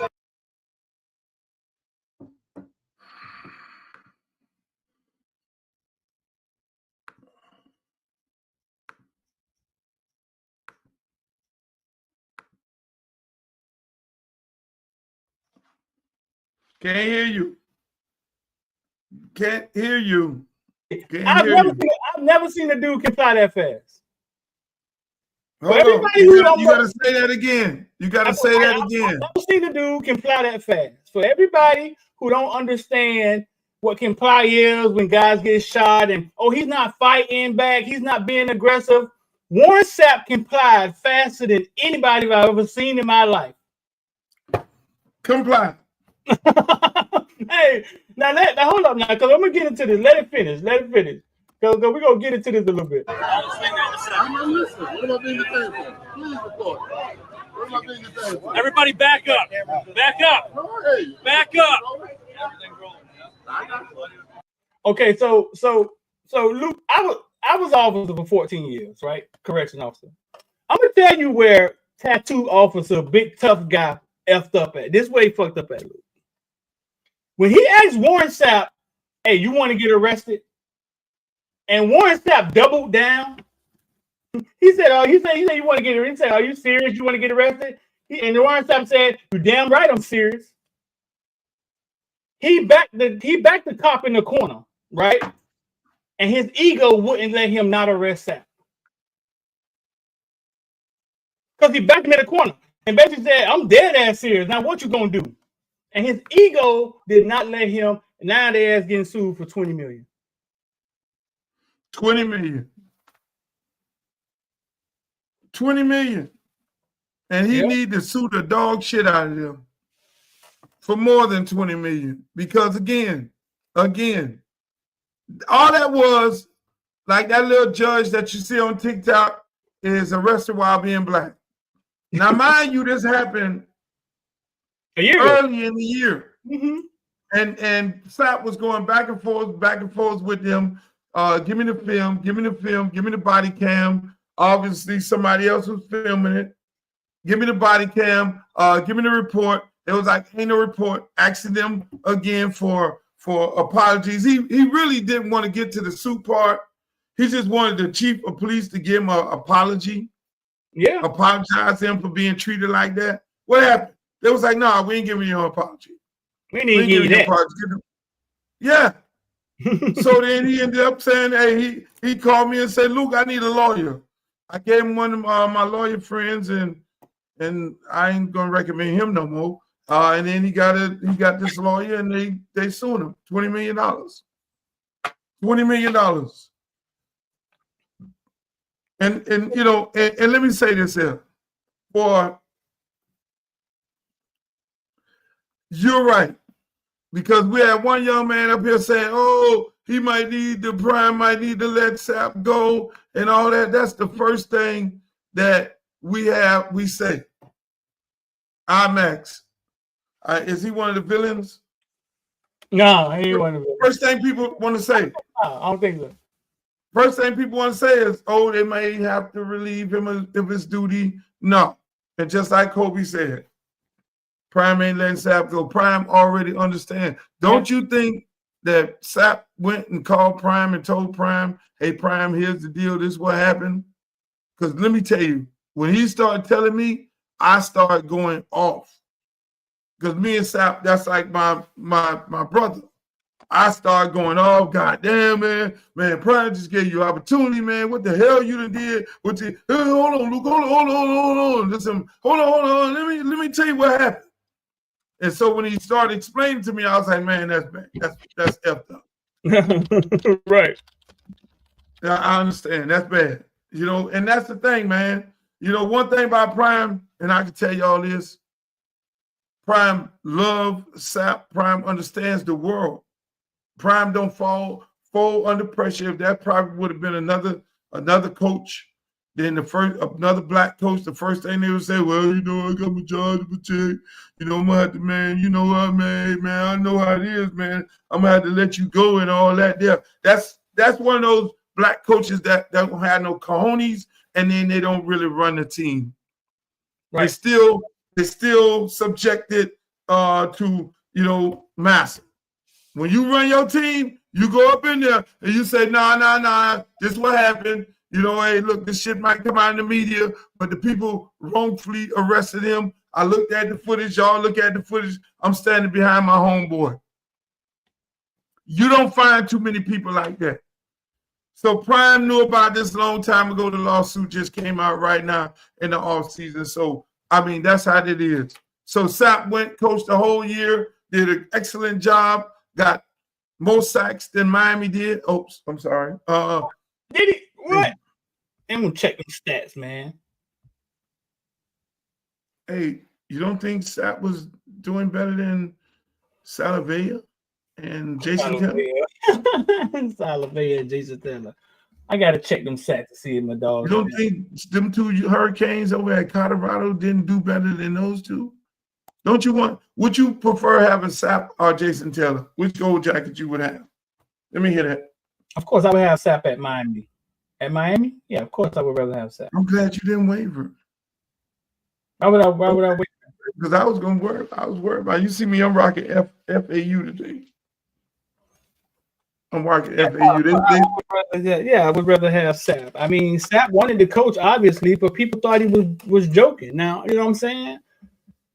Prime figured out a way to get him on the staff, and Sapp took it like a man. Hey, what my title is? Okay, all right, let's ride.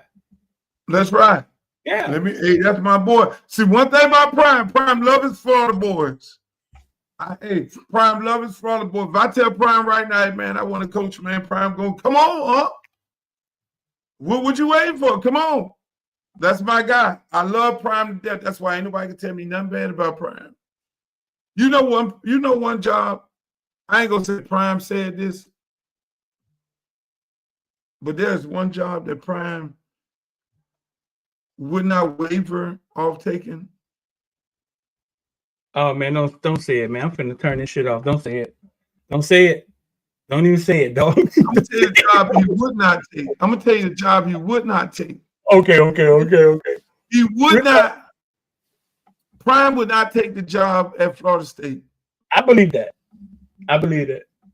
People think Prime, for some kind of reason, gonna come back. Oh, the Holy Grail is gonna come back. Oh, we messed up. Did I ever tell you the story of that? Did I tell you that story? See, Prime won't tell stories about how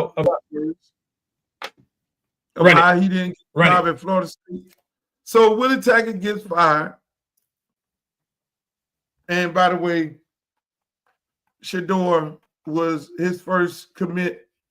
He was committed to FAU, just so you know. Shouts out to my man, Coach Perk over there. I'm so looking for Coach Perk to go on the Footballville show one day to tell his stories of his history in high school football down here. But Perk, running back coach over there, arguably one of the best running back coaches in the country. I don't know why he's not coaching at the University of Miami, but that's a whole nother story. So Tiger got fired. Prime went to go do the interview. Prime automatically know because he's a smart guy. Say, I'm not going to get this job. So Prime went to his homeboy, his roommate, who's on the staff, the D-line coach, and say, hey, look, man, neither one of us going to get the job. Let's go in here together. If we go in here together, there's a strong possibility of us getting a job. I'll be the GM, and you can be the head coach. So the brother said, I ain't going to call no names. Wait, he said, no. It's nasty work, man. We need names. No? Odell who? Fuck it. Odell, the D-line coach. Oh, shit. That was his roommate at college. Since you want to be nasty and nasty work, man. So he went in there with Odell. Okay. He went in there with Odell. He told Odell, say, Odell, we got to go in there together. Odell said no. Because Odell hadn't talked to some of the boosters, and he already knew that he had to be interim head coach several times and that he was going to be able to get the job. Wow. So Odell said, no, I'm going to get the job. Don't worry, I'm gonna get this job here. Odell, and then they go in there separate. Neither one of them got the job. They end up with Norville. Prime then gets in his car. He's hurt and emotional. That his alma mater didn't give him an opportunity to be the head coach over there or even coach on the staff. He gets motivated, get in the car, then he goes and he calls up Jerry Jones. Watch it. He called Jerry Jones. Jerry, I didn't get the job. Jerry didn't say, okay, fuck it. We're going to go to Arkansas, my alma mater, and we're going to go down there. We're going to get in the car, fly here to Dallas because they got an opening over here. I want you over there, Arkansas, anyway. Prime gets in the car, fly to Jerry. Jerry and Prime get on the jet. They go to Arkansas. Prime go take the meeting. And what ends up happening? Arkansas people get Prime the job. We love it. Let's go. Then the chicken man heard about it. Big Booster. Oh, the chicken man came up in there. Ain't no this, ain't no. Say it. Say it. Chicken man, ain't no nigga from the coach at Arkansas. We ain't gonna have that. Ain't no nigga over in the coach at Arkansas. Oh no. Jerry, like, hold on, but I'm spending as much money as you. And said, well, I spend more money than you, Jerry, and I got more money than you. Shit. Motherfucker, I sell chickens. You sell goddamn seats. I sell to the world. You sell to the people of Dallas. And I got all the money. So you can take your boy and y'all can get on back to where y'all came from. Prime just said, okay, fuck it, I ain't gonna get no job. Let me go down here to Jackson State, take this here place here, renovate this, run it like an organization. I'm gonna prove to these people that I can coach. Damn. I'm gonna prove to these people that I can coach. I'm gonna go to HBCU, prominent HBCU, big stadium, nice everything, and I'm gonna lead this place better than I can. Prime said, I'm going down here to this HBCU, Jackson State, turn this thing upside down, turn it around, treat these kids like 5-star kids that they are. And on top of it, what I'm going to do, I'm going to bring my son and my other son. You and my one son is over there playing in South Carolina. No, you got to come on.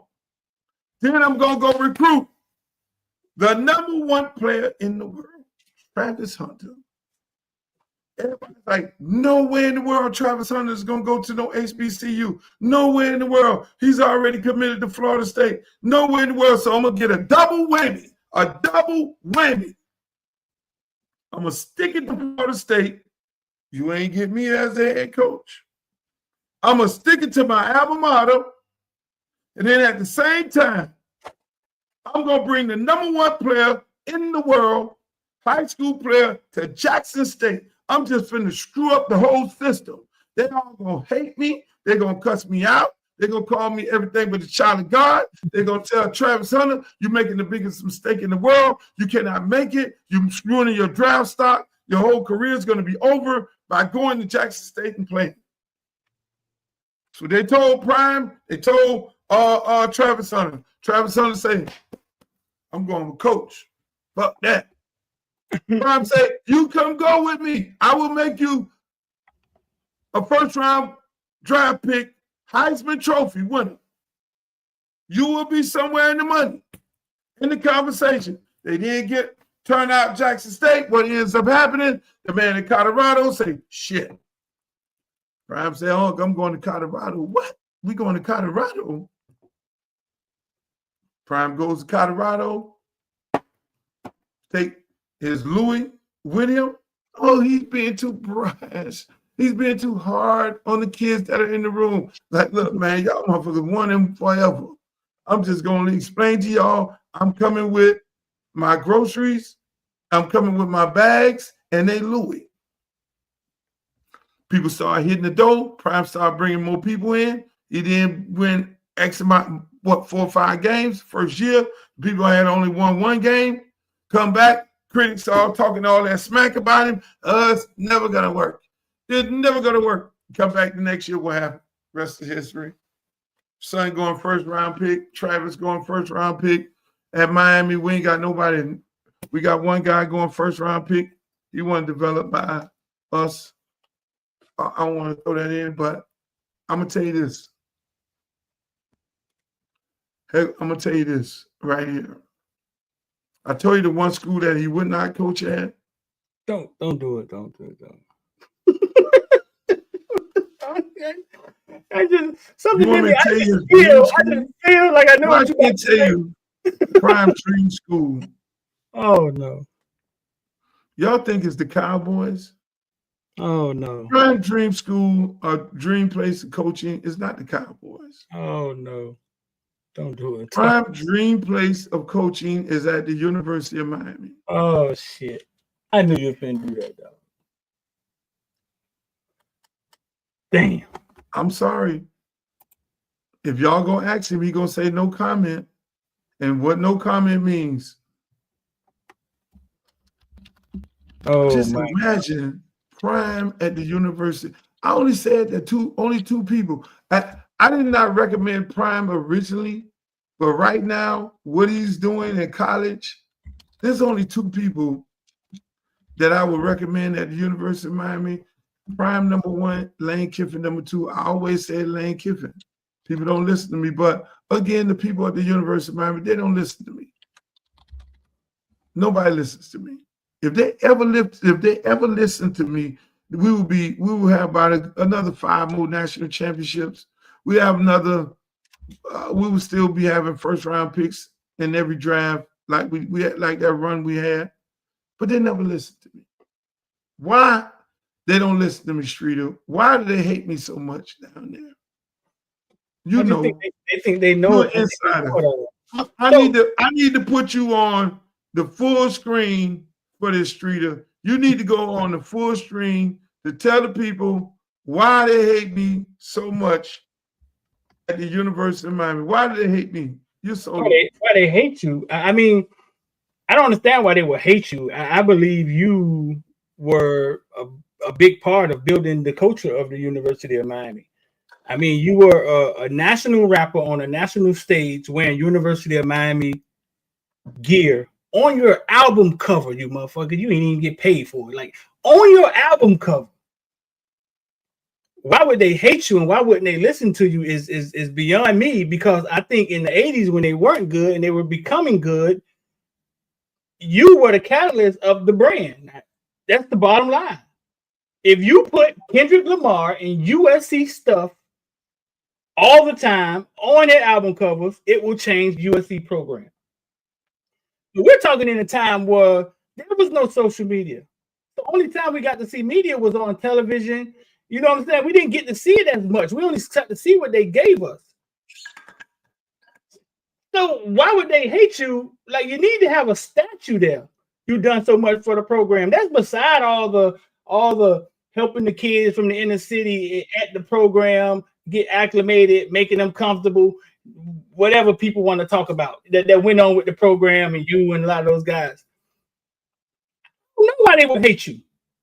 Why they don't respect you is the question. My question. Like it doesn't make sense. Like, you won't never say this, but we know for a fact when people come up to me out of Florida, they say, "Hey, I'm from Mississippi, man. I'm a big Hurricane fan." And I be saying to myself, "How?" And they be like, "I remember 2 Live Crew used to wear those jackets."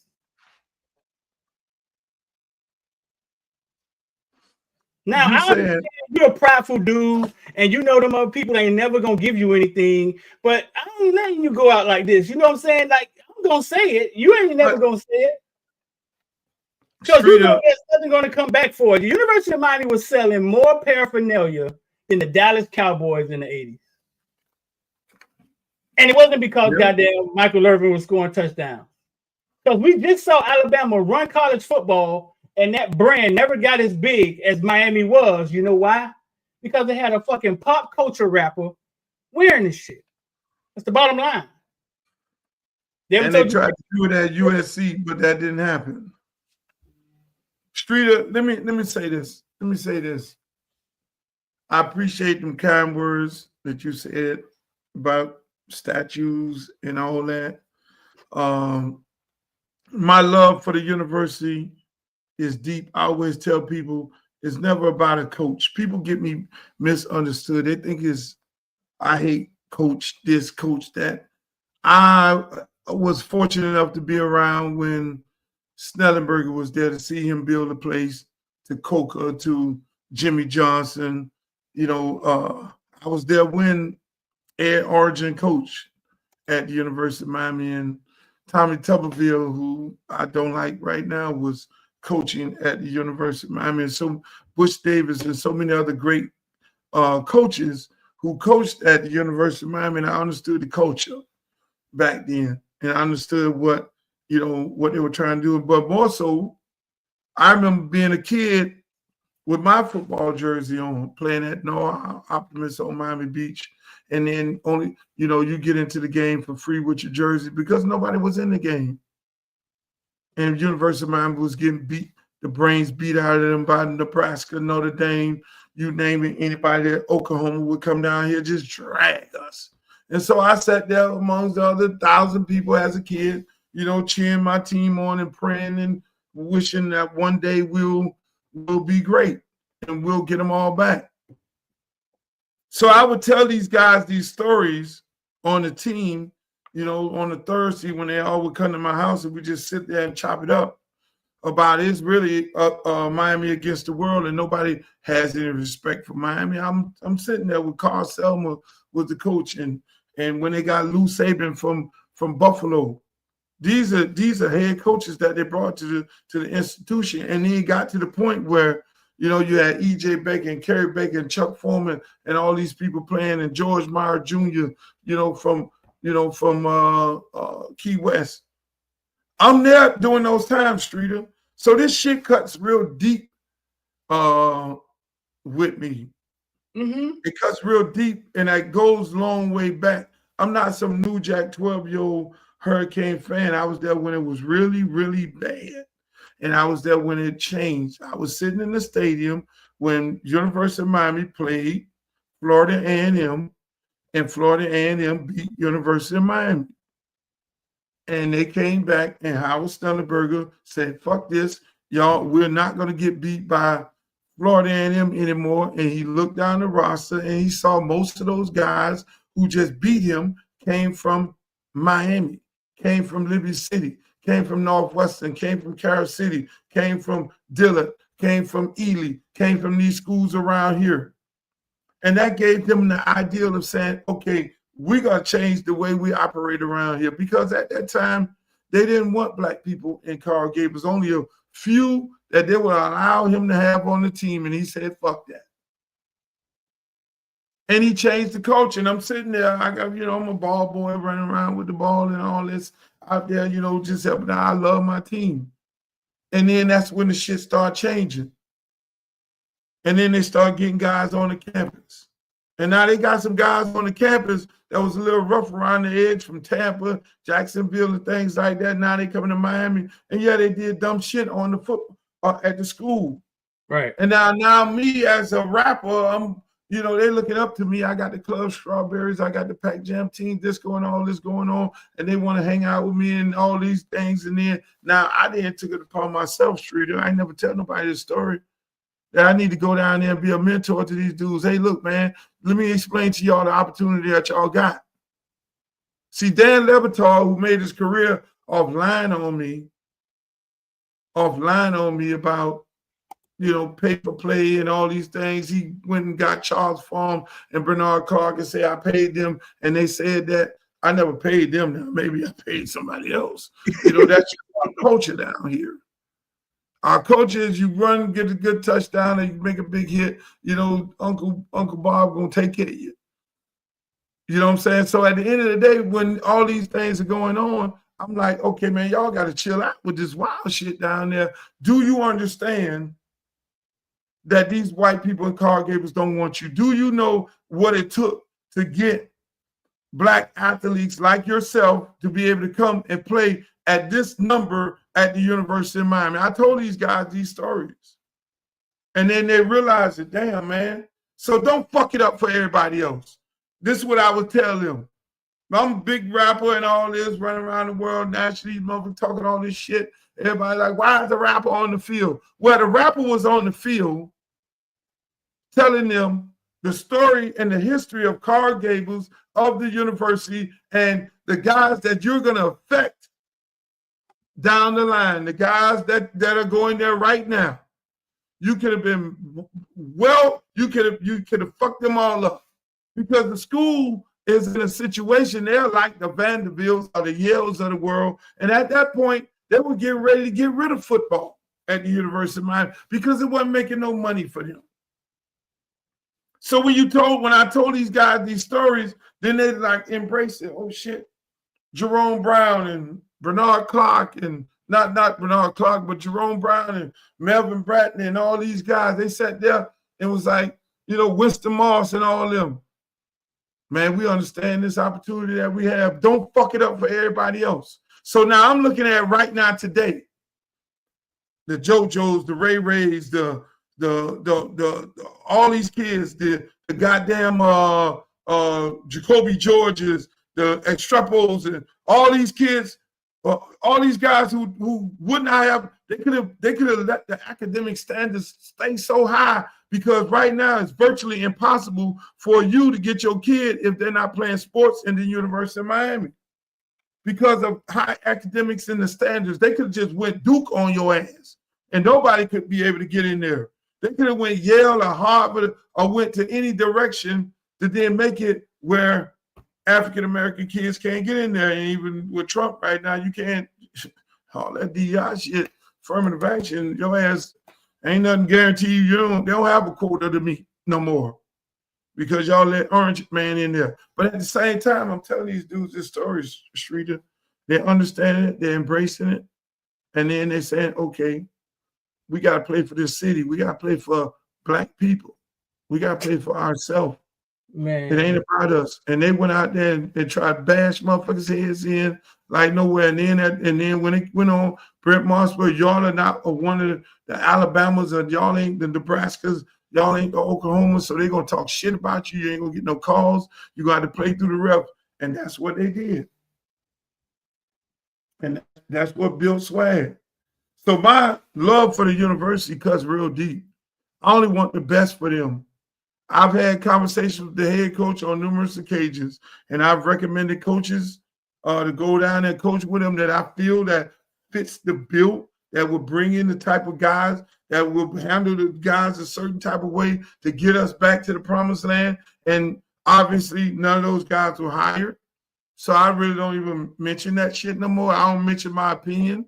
Guys who I think should go to the school there, you know, who I look at film every day and look at them and say, oh, this motherfucker got that it, knowing where they come from. You know, I would normally recommend them, not even on my team. I stopped doing that, Street. I just backed up.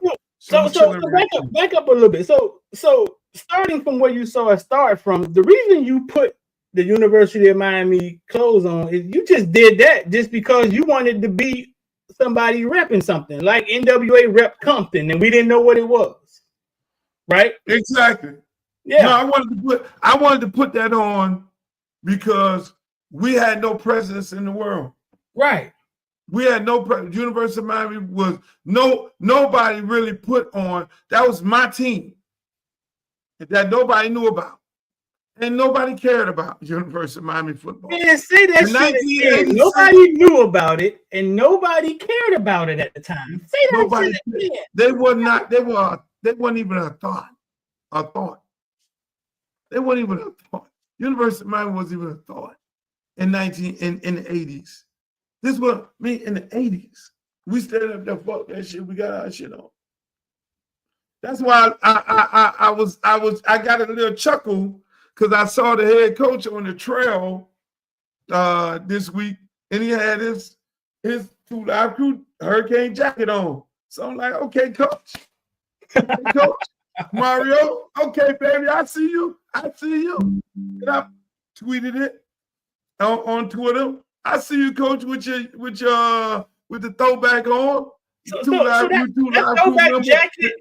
Was anybody wearing that throwback jacket with the stripes? No.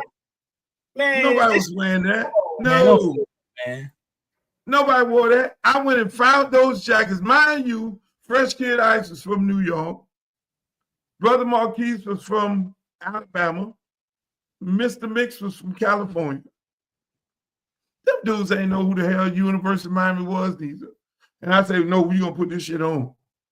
And we put it on, stood up there, the bad boys. And so Miami shook on the life of that, us, the bad boy rappers, bad boy football team, them was my guys. And we steered their ass in the right direction. And as long as I stood on that sideline, we won national championships. We only lost one national championship. When I was on the sideline, that was against Alabama in the Sugar Bowl, when we played them. And Gino had won the Heisman Trophy that year. And we lost the game. When the man took the ball from Lamar ran down the field, he took the ball from Lamar. Lamar was playing the whole game. Man, he ain't threw me the ball. He ain't threw me the ball. So I went down there to Gino on the sideline. I said, Gino, Lamar wide ass open. Throw the motherfucking ball. Gino sitting there like he's seeing ghosts. I say, Gino, you okay? Gino said, just throw it to Lamar. He wide ass open. Gino threw the shit to Lamar. Lamar running. Man, the man that took the damn ball out of Lamar's hand and then came over there to me with the ball. Yeah, motherfucker. Who was it? That boy Chris Gamble from Dillon High School, right? No, that boy live in no. He live in the DB. He gave me his jersey. What a damn jersey at. He lives in Alabama right now. He live in Huntsville, Alabama. Called me the other day when I went to George T. Right? That man, he got drafted to the New England Patriots. That man took that goddamn ball and boy, because I was talking trash on that side. See, we been on that sideline talking trash. Man, you ain't got nothing, bro. You garbage, bro. You garbage. And they talk like, boy, they put a dude on the outside line. They had to hit. But it ended up happening. That man took that ball, brought that shit to me, and dropped that thing on the ground. I said, oh, my God. I said, oh, my God. I had the cake face. I went and drunk up all the liquor. Drunk all the liquor on Bourbon Street. I said, this is unbelievable right here. But yeah, man. Bro, no, we go. Yeah, man. You never talk about this, I think, because you know nothing ain't coming back. What you did get for it, though, was Dan Lebatard at the time, who went to the University of Miami, started coming after you, like Robin coming after you, saying that you was on the sideline, you was paying, and that was the weirdest thing in the world. Now you and Dan Lebatard okay now, right? That's my good friend. I tell him all the time. I say, Dan, I made your career. I say, you don't face it. You getting all these multi-million-dollar deals. I need to see my check. You need to send me a check.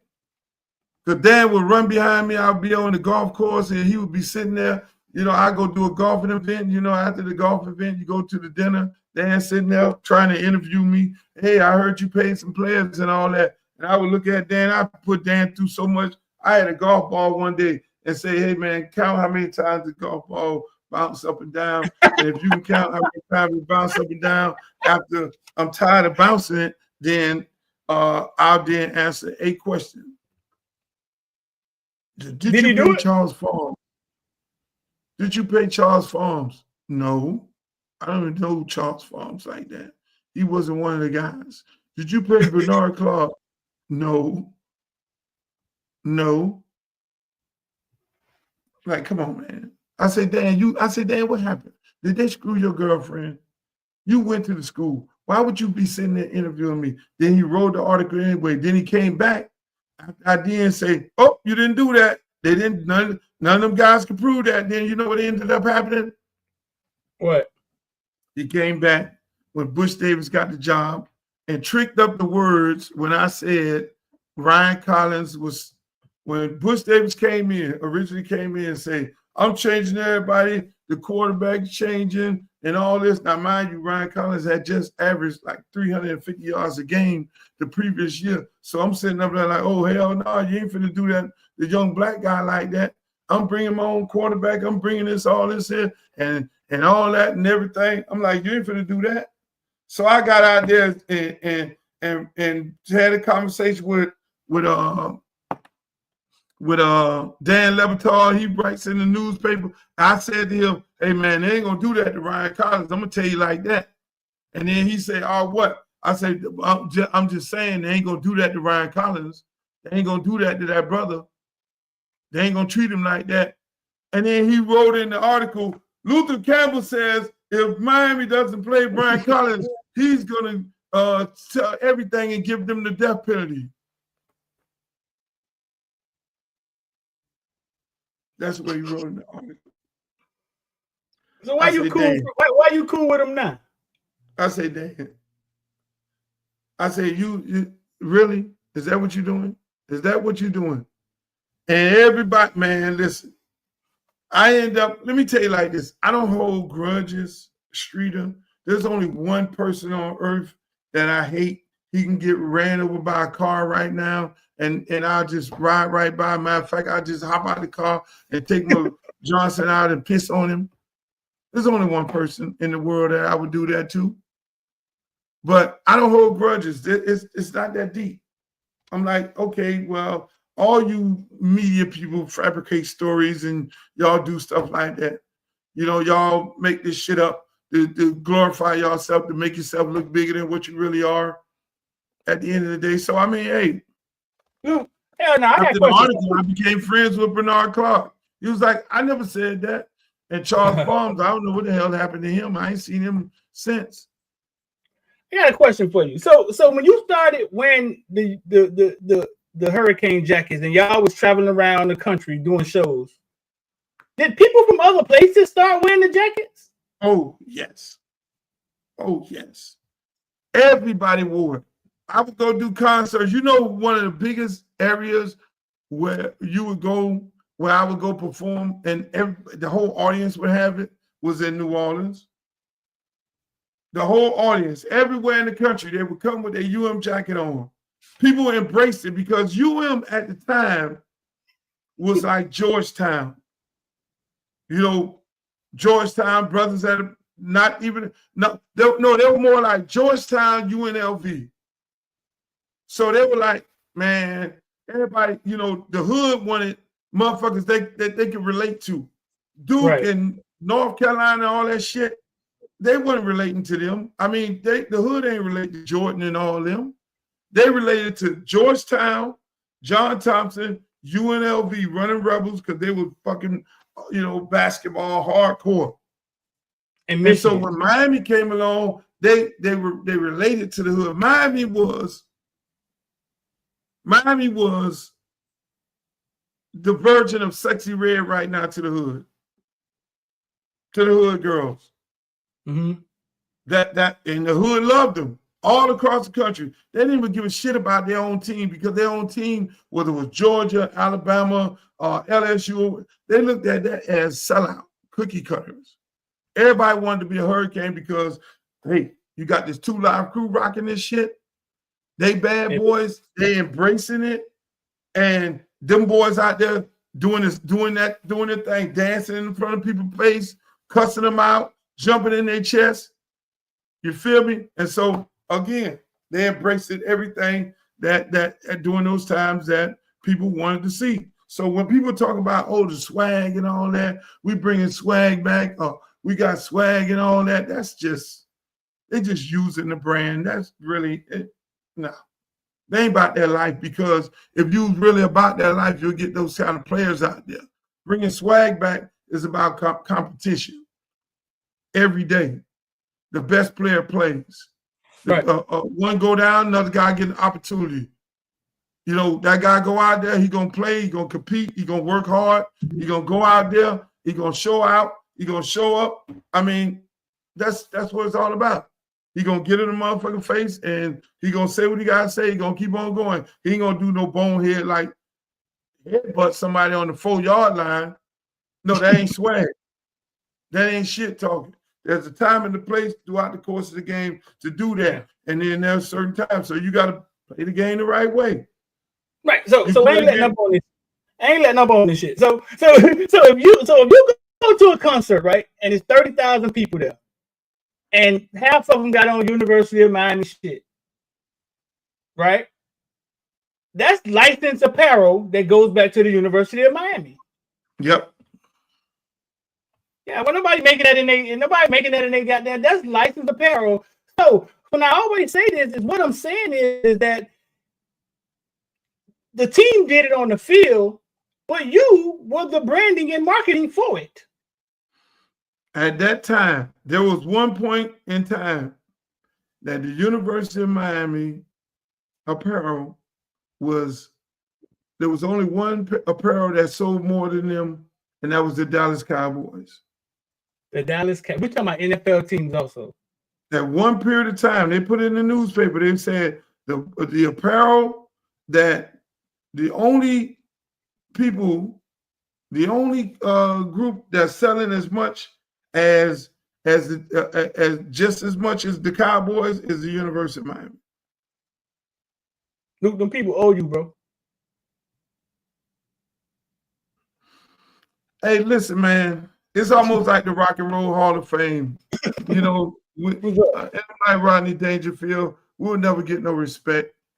You know, it's like the Hall of Fame. They, you know, the things that we've done for hip hop, right? The things that we've done for the culture, things that we've done for the city, and they ain't gonna do that. I mean, it was some commissioners had a problem when they named the football field that I helped get built after me. So I mean, it's people in this town, you know, a lot of powers that be. It's a love-hate thing. The powers that be hate you. They want to be you. They're mad about you. But you know, it's always the reminder is always the people. Like when I went the other day and I did the concert, the Usher concert, and we performed out there, and the people lost their mind. It was a beautiful moment, you know, because the people went crazy when I came out. That was Miami, and that reminded me that these elected officials, politicians, these haters running around here, no, these people love me here. You know, because there are times that go on where you feel like there ain't no love for you, whether it's people who are in these positions and they say they Miami. You know, and them people ain't Miami. Miami is, we love one another no matter whether you black, white, green, purple, Hispanic, Cuban, Jew, whatever the fuck you are. That's who we are. And the people who are, those people respect that. The people on the ground floor. And that's what it's all about, Streeter. So we need to end this right here because you're going to keep asking me all this Miami stuff. No, bro, we're going to tell these stories. Let's get up out of here, man. We're going to hear 2 hours. But we're going to tell these 2 hours. Hey, but I got to show you the politician that I might decide. I'm going to show you this politician that I might decide to go up in Washington and help. Beautiful lady. See, it's the two things I'm really thinking about, either running for governor. Y'all got to tell me in the chat, should I run for governor or for Congress? Because this lady here, she needs help in Congress. Somebody's campaign coffers really are struggling right now. So she gonna keep saying trans, trans, trans so that people will feel threatened. And child, listen, I want y'all to tell me whether or not. Do not call me a child. I am no child. I want Don't to even find start. out I am a grown which woman. of those I am 47 years emails old. I have broken actually more have. glass ceilings than you Chairman, ever I am reclaiming my Let's go. time. You will not do that. I Order. am not a child. I am reclaiming my time. If you want to take it outside, Mr. Chairman, the committee is not in order. Order. Point of order. Point of order. Order. Emails. See what I'm saying? See, hey, you know, it looks like it's, huh? You know her? Yeah, I know Jazzy. She you know about that Jasmine Crockett. That's she. Yeah, I know about her. Is she something else or is she something else? Yeah. She let their ass have. No, she let their ass have. I was gonna run, but once I found out that you can only make $30,000 and they have to do anything over $30,000, you have to go through the ethics commission to find out. Well, they told me, oh, you're gonna make $30,000 and earn income plus the $170 they give me. I'm like, oh hell no, I go to the broke house. And so all your stuff need to be in a trust and everything like that, which something you know about. I was like, holy shit. I was like, holy shit. I got to put in all my stuff in a trust, and it was down to the deadline. So I got all my affairs and all everything in the trust. Everything is, my son is the trustee, the 15-year-old. So I'm able to run for office if I decide that I want to run to go help her out. You see what I'm saying? But yeah, Streeter, I know I'm on your mind. So we're going to do this. Can we agree to do this Monday, Wednesday, and Friday, and then just run replays? Or do the people want more than that? Monday, Wednesday, and Friday. I'm down. Monday, Wednesday, and Friday, ladies and gentlemen. You're going to have nasty work. Streeter, yours truly, Uncle Luke. We're going to leave you once again with a throwback of the Luke Show.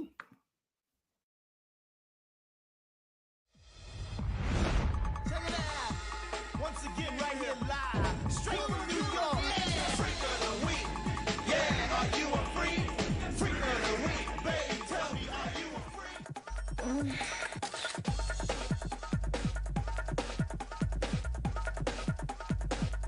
Damn.